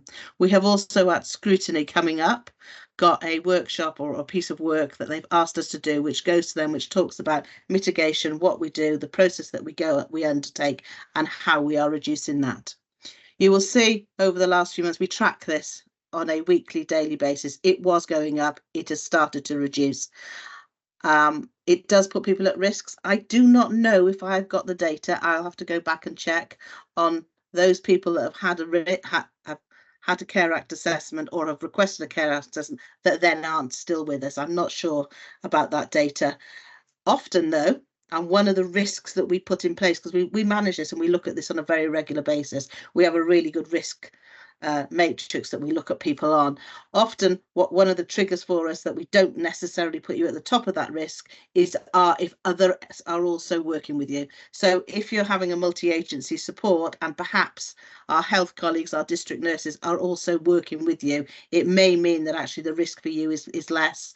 But what I can do outside here is show that risk register, show how we manage the risk, what it looks like, and show what our mitigations are. But it is going to scrutiny shortly, and a paper is going there to get scrutinised. So again, we're happy to have a look at those papers when we get there. And the numbers definitely come down, and I haven't got the latest today, but those numbers are coming down. Thank you, Mel. Look forward to seeing those numbers when they're available. Can I move to my next one, which is page 164, waste targets. I'm not altogether sure what's this is telling me. First of all, we haven't got any targets, and second of all, we're not measuring them anyway, and we're not sure. And then it's telling me that they're getting worse. So I just wonder if somebody could explain to me what this table is actually telling me. Mr. Green, are you able to advise that? Ros, will you be able to put your microphone on, please? Yeah, so in the table I'm looking at, there are targets. So target 56.35%. I take your point that, as it explains in the covering report, that there is late data, which clearly we need to rectify. Happy to take on board how we look at what the explanation is of each of those. Those are kind of targets that we previously reported through the waste board, and I guess there was more narrative around them at that point, but given this is a corporate report that tries to cover a lot of areas, I guess the explanation of what those are is slimmed down. I should say we are intending to take a performance report through climate and place scrutiny in July. Yeah, sorry if I may, it was specifically the five performance indicators on page 164 that I'm referring to rather than 163. Yeah, sorry, I don't have the same page numbers as you, so it's always a bit confusing. I was looking at the ones above. I'll take that away and come back to you if that's all right. Thank you. Can I move to the last one then, which is page 162, public papers, sure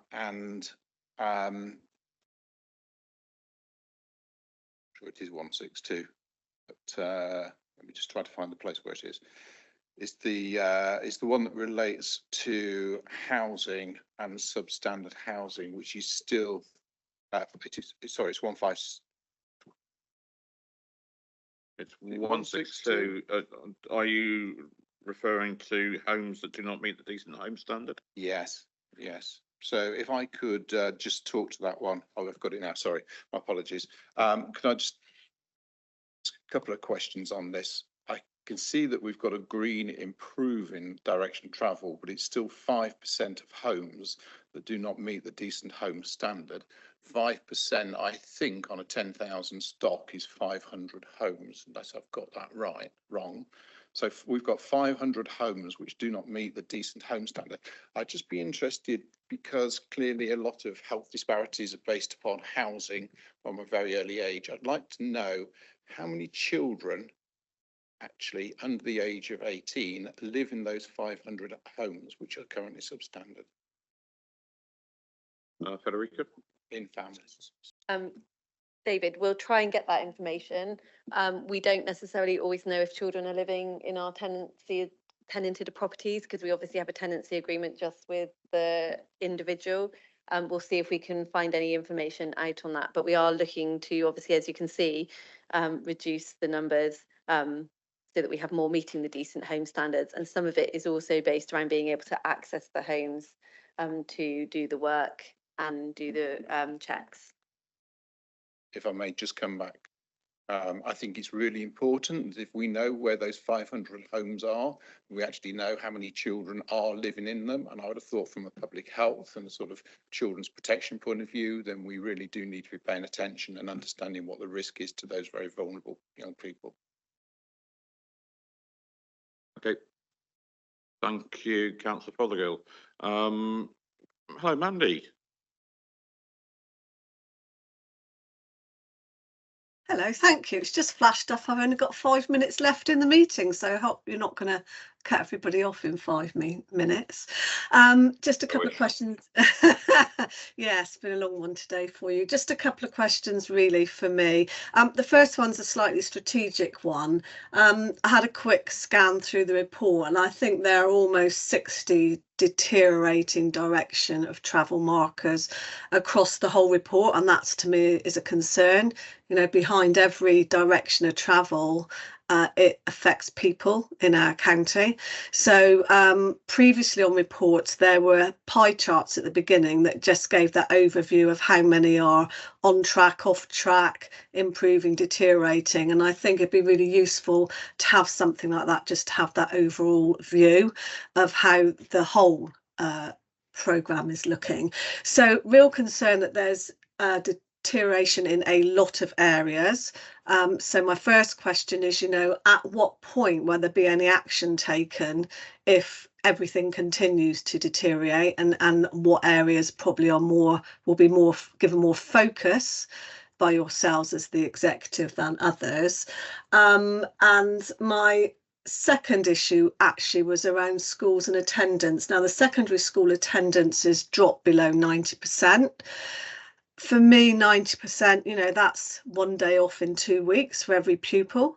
And also that 90% is a really important marker, because once attendance goes below that, I think they're classed as consistently absent, and certainly exam results, etc., will suffer because of it.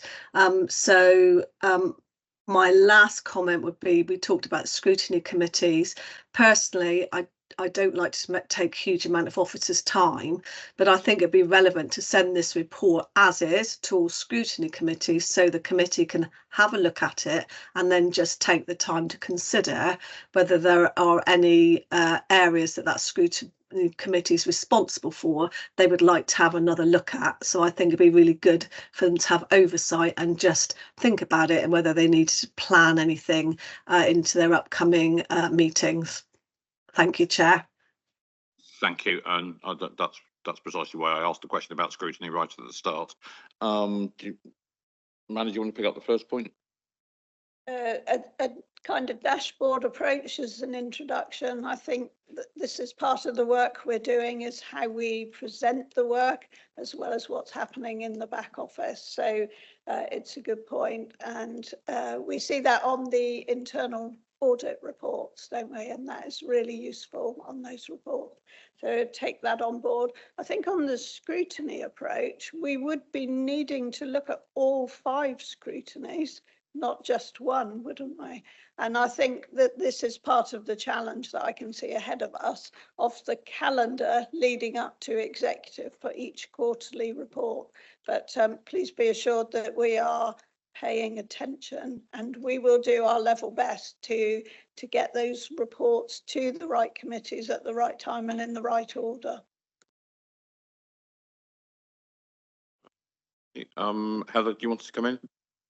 Yes, thank you. Just on the school attendance, I mean, both attendance and also suspensions, exclusions, part-time timetables, authorised absences, all of those things are of huge concern to us to actually make sure we need our children in school. It's the safest place, it's the best chance of their future. We want that to happen.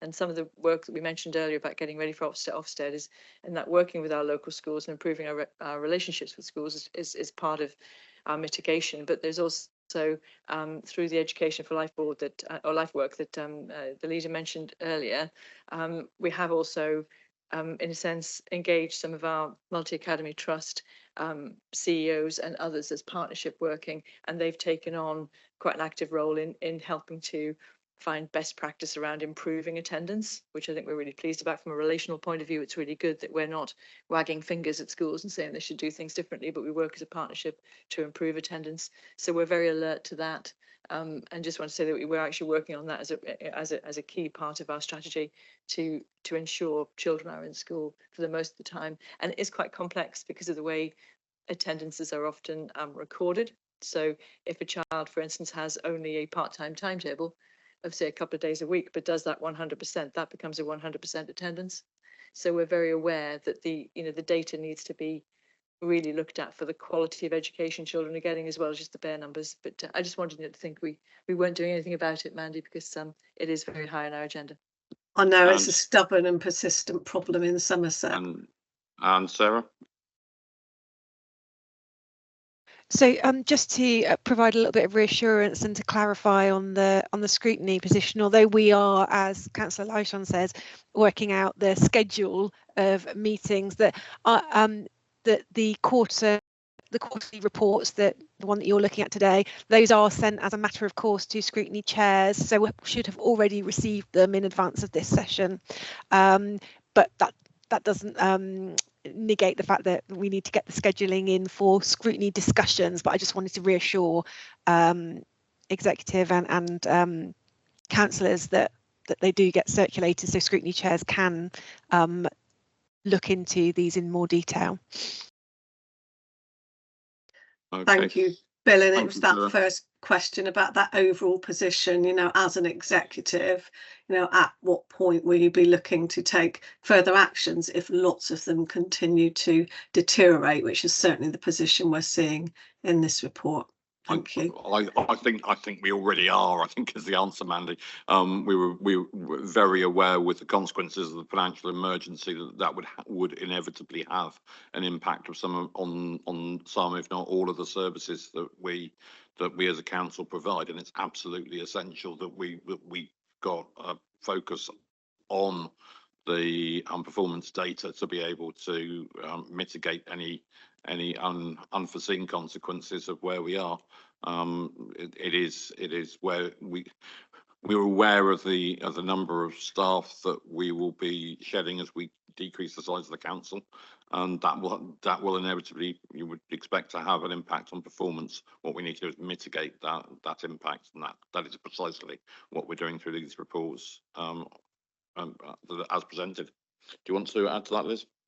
I just wanted to say there's kind of two levels of concern. There's a level where we're dropping below the previous quarter but still above the benchmark, and those where we're dropping and have dropped below the benchmark. So I think we need to bear that in mind. No dropping is wanted, but there are places where it's of greater concern.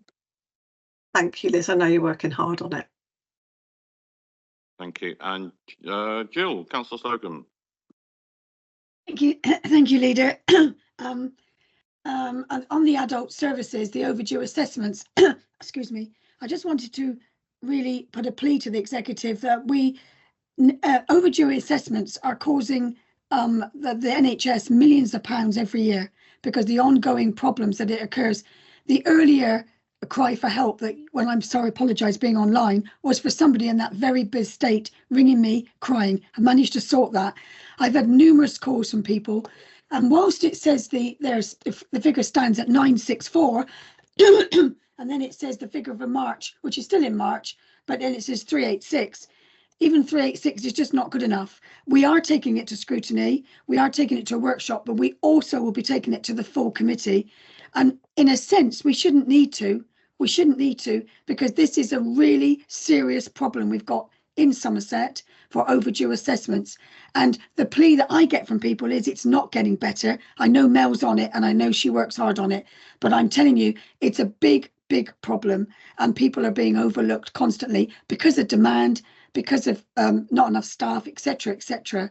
But I want you to know that we are taking this absolutely 100% serious, and we are going to find out why this is happening, because there's got to be more to this reasoning than what we're getting on this small paragraph that you've got in front of you. Yeah, absolutely, Jill. You all heard Mel's response to Councillor Fothergill's question earlier. Portfolio holders on annual leave at the moment, but just to add reassurance that she's very much on the case and is going to pursue this tenaciously. Liz would like to come in on another point on this point. I just wanted to make the point, Chair, and to the Chair of Scrutiny, that ask you, as Sarah Wakefield would if she was here, to actually differentiate between those people who are already known to us and waiting for review of their care, and those who are new to us. And I think those are the sorts of things where we can do much better work if we actually give a bit more detail. Thank you. Absolutely. Thank you very much. Thank you. Absolutely, and it's not just our assessments; it's also the health services continuing healthcare assessments as well. It is a bigger picture than just this. But yeah, you're absolutely right to have that focus on this, and I'm sure you will pursue it with terrier-like enthusiasm. I will, and I will turn my microphone off now, Leader. Thank you. Not seeing any other comments or questions.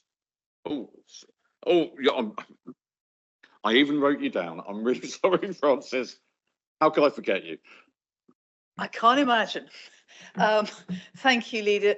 I want to come back to the school attendance, the exclusions, suspensions. We know that stability of placement is hugely important for children. They thrive in a stable placement in a stable school. Either one goes wrong, it's a problem. I also know there's a lot of work that has been happening between for the needs of children in terms of housing, which Councillor Fothergill has touched on, and children's services. And I'd like to suggest that there's something we might well want to know about. We have a number of households in temporary accommodation at the end of the period, and it is getting worse. We know it's a major problem. I also know that there is great difficulty for housing officers who are doing their level best to house people. Anecdotally, I'm aware that households with children in temporary accommodation are booted all over the county. That it is not the intention of housing officers to be unkind in any way, but that is the effect and the feeling that it is for the family. The impact on the children's attainment, on the children's progress, on their attendance at school, on their likelihood for suspension, their likelihood for exclusion is immeasurably increased by the instability of their homes. Now, we know things have gone wrong if they're in temporary accommodation. We know that. I think perhaps we ought to understand more about how unstable temporary accommodation is, because it can be a fortnight at a time and you don't know where you're going to be tomorrow. I think that perhaps having a closer eye on that might be really helpful. And my question is, please, can we do so? Federica. Francis, I don't disagree with the comments that you've raised around the instability of children being in temporary accommodation. You heard me speak earlier about the challenges that we face in the gravity discussion. that we are in a housing crisis in Somerset. There isn't enough houses to go around. We do need to build more. There are challenges around that from multiple different, facets. I think when it comes to temporary accommodation, we are keeping a close eye on it. We do know that instability to children can happen. Trying to make sure that they can access schooling in an already unstable situation is so paramount and important. I'm challenging the team with targets. We hope to bring forward some of those ideas in relation to our plan over the next year, I guess, as an executive, and I've spoken to the executive around that, and I would love to see an end of use to temporary accommodation, because the cost of it alone, alongside all the stability it brings, is extortionate. So keep an eye on it for me, Francis. Keep challenging us as an executive, because we'll be challenging ourselves alongside you. Yeah, absolutely. Okay, Heather, please. Forgive me, I wouldn't take the time up, except it is about children and accommodation. It's really important. I just want to add to what Federica had said, that I am aware that officers are working together across the children's and the housing teams to try to address these things, because it is very important. And I have no doubt that, Francis, you will continue to ask us about it every opportunity, and I'd be really disappointed if you didn't. But it's that reassurance that we're trying to look at ways to get through it, because it is very disadvantaging. Thank you. If I can move us on to the recommendation, we're being asked to endorse the quarter for 23-24 performance management reports, which is Appendix A for Somerset Council, and to consider whether proposed actions are adequate and appropriate to address concerns and improve performance to the desired level. I think we've given that a good airing, and thank members for their contribution. Do I have a proposer, please? Councillor Lyshawn, secondly Councillor Shearer. Those in favour, please. Those against? Thank you. That is clearly carried. Which brings us on to item 9, which is Somerset Council Improvement and Transformation Programme, which is our June update, and Councillor Thea Butt-Phillip will introduce the item and then invite Mr. Alan Jones to support. Thank you very much. I'm mindful of time, so I'll be brief. This is the latest in our updates on the transformation and improvement programme, the improvement and transformation programme, which we are committed to bringing back to the executive and indeed to scrutiny on a regular basis. This was discussed by the scrutiny committee last week, and we've taken on board their feedback. I'll hand over now to Alan, who will be not quite as brief as me. Thank you, Theo. Thank you, Chair. Not far off though, I promise, Chair. So just in terms of the key items, as the summary sets out, we wanted to include a very clear update position. So you'll see a brief summary on each of the sections that set out the premise of each of the core components of the programme, and then the key activity since the last update to you that's been considered as part of the overall programme. What I just wanted to do is make sure that we had covered off some of the feedback from scrutiny as part of that update, so you can consider that as part of your overall considerations. In essence, scrutiny were particularly concerned, and it probably leads very well from Councillor Federica Smith-Roberts' question around service level impact. It was clear that there was a concern around making sure that there was an opportunity for scrutiny to understand the service level impacts and have the ability to consider those as part of this process. So that has and is built into the programme to enable that consultation and engagement to happen on those service impacts, but also to ensure that executive benefit from that feedback. Also making sure that we're able to consider the risks and issues that were being raised, and that those risks and issues were fully considered. The mitigation associated with that could also be considered, and that there's an opportunity to challenge those mitigation measures. So that really feeds off the point that Councillor Ros-Wyke made around how were those scores assessed. Part of the process is that's the reasonable judgment of the officers involved in each of those activities, but clearly with the advice and guidance of scrutiny and ultimately the challenge of executive being able to test and ensure that those mitigations are accurate and that there is sustained activity associated with each of them is a critical part of that process. The actual scoring mechanism for that will be influenced by any changes that will come through the work that Audit Committee are doing, or any wider work around the reviewing of risk score. But at the moment, it's using the current methodology around the likelihood and the impact associated with some of those risks and issues. So, Chair, at that point, I think it's probably best that I stop because the report is detailed on terms of some of those key activities and give the opportunity for any key questions. Okay, thank you very much. I note that Bob, the scrutiny chair, has had to leave for another meeting. So I'll go straight to lead members and associate lead members. Heather. It's more of a comment than a question. On page 183 on the section on localities, I've been really interested to see how this, how this one is working, how the officers are coming to their ideas about principles around locality working, and I see out five or six points in that, like a lot of what we're talking about in there, or you're talking about in there, is the LCNs, which is almost kind of entirely within our purview. We can do that, it's within our control. Whereas the localities, which is the really exciting bit for me, which is the top one, which is around how we get our service delivery and our partner service delivery, as well as voluntary sector and so on, in all the areas. So I'm really pleased, because it mentions the Somerset board. That Somerset's board only on Friday, so it's like really exciting that we're getting quite close to talking about this. So I just wanted to kind of phrase that, because I just think I'm looking forward to the next lots of outputs, which will talk more about how we deliver. We get the delivery of our services as close to our people as we can.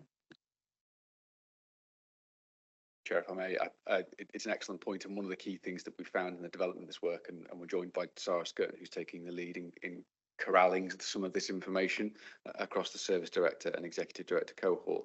But what's really clear is we didn't want to step into that Somerset board meeting with a predetermined view, because clearly we need to kind of go through that process and set it and work with partners to kind of co-create some of that information.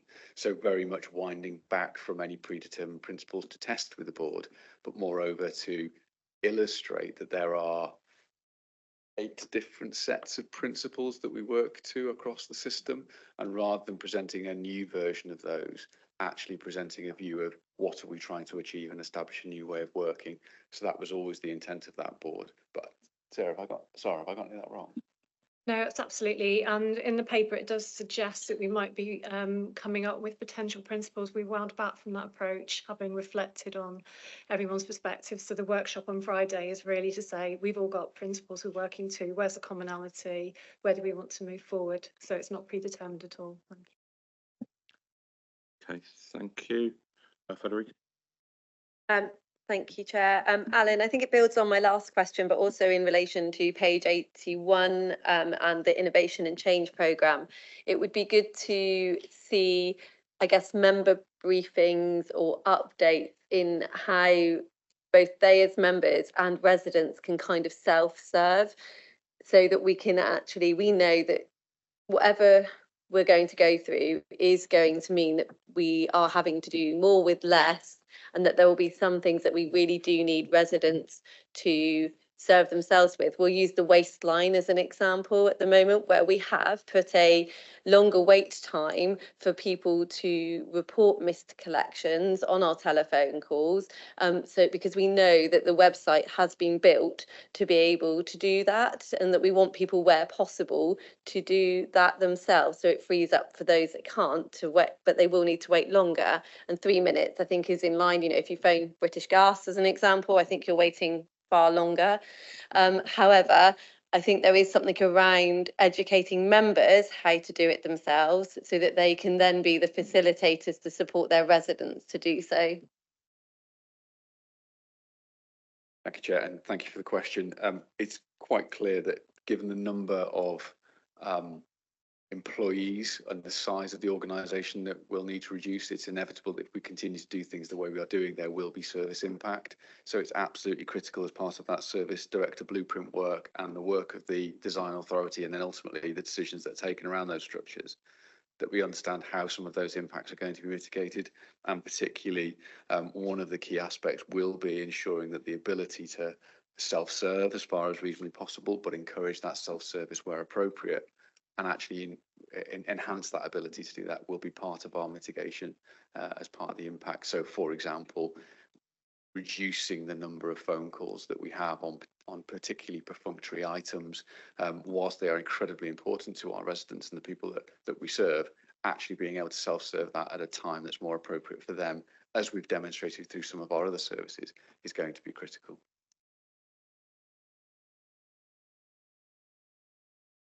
Okay, not seeing any other leader associate lead members commenting, so I'll go to Mandy first online. Thank you very much.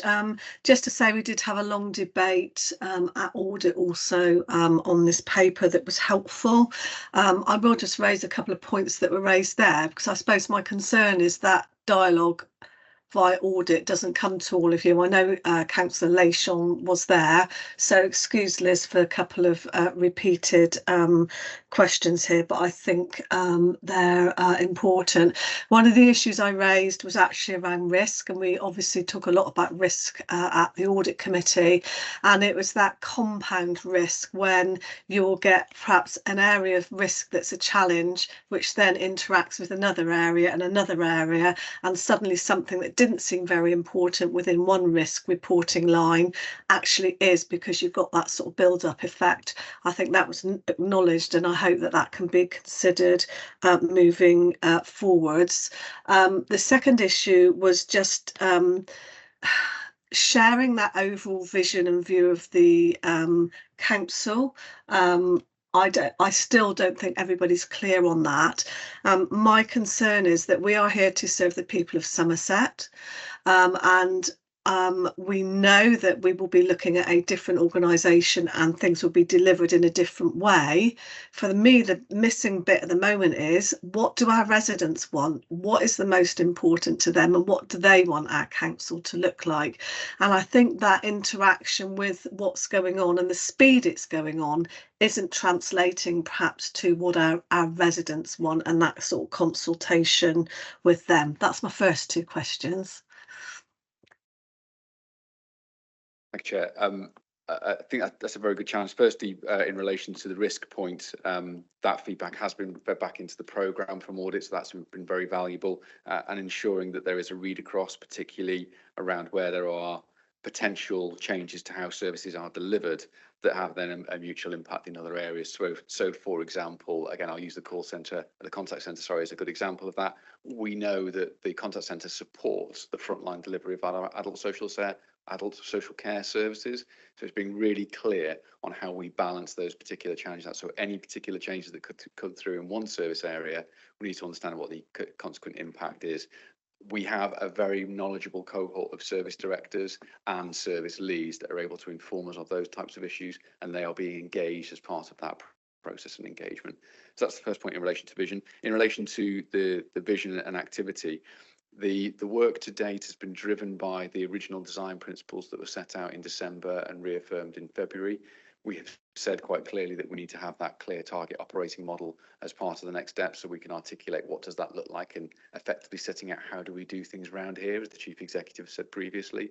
I think the next step is also then carrying out that engagement with our community to understand their priorities, their engagement, and that's part of that wider plan later in the year as we move through both the structural conversations but also the budget proposals as well, to Mandy's point in particular around that engagement. So thank you. Thank you. And just to follow up on that, for me, the lack of the operating model, my concern is that, and I use a word that some members of staff have given to me, it feels chaotic and confusing. I'll use that phrase. And I think at the moment, is if we don't know exactly what a service is going to look like, we are now entering redundancy phases, and my concern is if we don't know exactly what we are going to look like at the end of it, are we retaining the right staff and skills that we need, or could we be letting go some that the organisation will find really essential moving forwards? And if we are looking at delivering in a different way, not everything will look the same, not every service will look the same, and so my concern is, again, we are shaping the organisation and the staff and the HR at the moment, because of the financial pressures, is the driving force and the savings. Yeah, I am concerned that it won't give the time and the space to actually really reshape those services and make them into something new and inspiring that will deliver for Somerset. Thank you, Chair. And the risk is recognised not only by me but the wider programme and activity that's being developed. We've been clear that the pace of this is going to be much more brutal than ever envisaged as part of this work, but the nature of the financial emergency means that we have to work at that pace. I think our key is to track those risks and issues as they emerge, but also communicating those changes quite clearly. We have engaged with regular staff engagement programs so that we understand each and every step that we are taking. In addition to that, the VR proposals that have been agreed, they have been assessed and considered by service directors. So they have advised on the service level impact associated with any of those decisions, and none of them change any of the service standards that we currently operate in. So none of those voluntary redundancy agreements make any change to the service standards that we're currently operating in. They do require process change, but they're matters that can be considered within the services. So, but as we move through that, we continue to keep a very close eye on those particular issues and making sure that those impacts are very clearly communicated to members and the community. Thank you. And I suppose my concerns are confirmed by what you've just said, because we are looking at current services and the way things currently are, and I think moving forward they will look very, very different. So thank you for your indulgence, Chair. I'll leave it there. Thank you. I think those concerns are shared. And I've got Jill next. Thank you, Leader, once again. Excuse me. I just wanted to say about the self-serve. I reiterate everything what Mandy's just said. I must say, concerns about staff, but the self-serve as well. I had an issue yesterday where on the self-serve for the waste collection, unless I got hold of obviously the excellent portfolio holder who sorted it out for me very carefully. Well, it is in the process of doing that, and I thank her very much. And obviously Dixie and Mickey are obviously always there. And in the past, you were able to go on the waste services and be able to explain. What you haven't got on the mechanism now is you've got the robotic answer of why your waste was not collected. What you don't have on the waste collection is actually that wasn't the case. There is no mechanism for a member of public to be able to say that is not correct. Actually, it's this. I tried several times to do this for a member of the public, and I couldn't do it. So maybe Federica's right, maybe we need more training, but there is no mechanism in place for changing the mode. You've got a rule there, why you can have it collected, why you can't. But what you need to do is something on there where a member of the public can say, actually, that's incorrect. Actually, this happened. And I think it would be most helpful, because I unfortunately had to, or fortunately had to contact a portfolio holder, which a member of the public can't do. So I would ask that we, you want people to self-serve. 50% of people can cope with the IT. The rest of them can't. They want a phone call. They want to speak to a human being. So I don't think we ever must lose the human being value. But please make it easier. Make it easier for people to actually say, you're wrong. Thank you, Jill.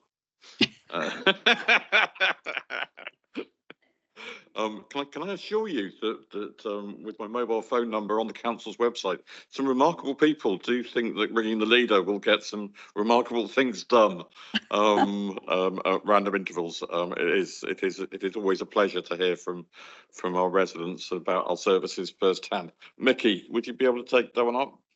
Yeah, happy to follow up with Jill offline on that one. There is that functionality, but it is deliberately there a little bit harder in terms of people have to then make a complaint to follow through. We are going to do a training video for councillors though to help them with that. But yeah, we do have some bars in place to manage the scale of contact, and yeah, but it's a fine art, so yeah. Yeah, I tell you, Mickey, I'm no fool on the IT, and I tell you what, you've got them so well hidden that even I couldn't find them. So, but thank you for taking that up, because I really appreciate it. Thank you.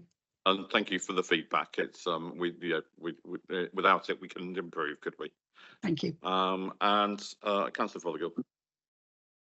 Thank you very much, and I'll just support Councillor Slocum there, which is I had residents contact me yesterday. They'd tried 40 minutes to get through to register their waste collection. Having said that, I've gone straight to the people that know, and it seems to be resolved. So thank you very much. Not the two opposite, but certainly others in the organisation. So been sorted very quickly. So I've got 2 points. One is my big concern in this is on page 192, 193. It's about an unmotivated workforce because of the volume of change. I don't think we should underestimate the impact that it has on the workforce. I'm sure we're not, but the mitigations that are listed there do not seem to me to be sufficient to reduce the risk by half, which is what it's saying. In particular, I note that 192 people applied for voluntary redundancy that haven't been accepted. I'd quite like to know how we are helping them to come to terms with what was going to be a life-changing decision for them. And also, I'd like to know more about how we are keeping the existing workforce motivated. It's all right to sort of keeping them informed, but actually motivation is not about communication, it's a lot more than that. So perhaps at some point I could be given more detail on the mitigations that have been taken in that area. And then my second point, Bob Fillmore would say this if he was here, he raised the point directly with the Chief Executive that a lot of members are not aware of, maybe they should be, and maybe it's because they've not listened in the past, are not aware of the extent of the transformation that's currently going through, and therefore it's a thanks to the Chief Executive for arranging a briefing on Monday evening for members, which is very much appreciated, and certainly I'll be encouraging as many of my group to attend, because I do think that there is a lack of understanding, a lack of knowledge out there amongst members what's being planned, and I think this is a good opportunity for them to ask questions. So a big thanks to Duncan Sharkey for that. Okay, so your second point didn't require an answer. First point does. Mr. Jones. Thank you, Chair. Thank you for the question, Councillor Fothergill. So in terms of the mitigation measures, I'm very happy to pick this up offline and consider what those opportunities are.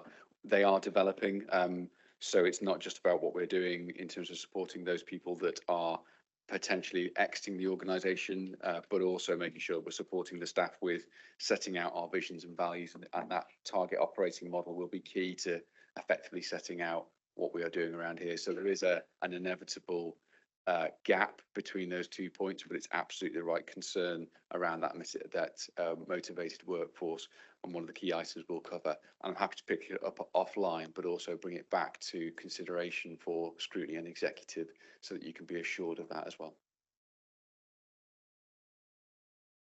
Okay, thank you. So item 9, we've got the recommendation that the executive notes the progress that has been made across the improvement and transformation programme since the previous update to executive in April, proposed by Councillor Butt-Phillip, seconded by Councillor Wilkins. Those in favour, please. Those against, that's clearly carried. It remains for me to advise you that the chair of the date of the July executive meeting is now Monday, the 15th of July. That is right, isn't it? Yep. Yeah, we needed to change the date on advice regarding the pre-election period. So we'll look forward to seeing you on the 15th of July, and the meeting was supposed to finish at 12 noon according to my notes. So conclude the meeting at 31 minutes past 1. Thank you all.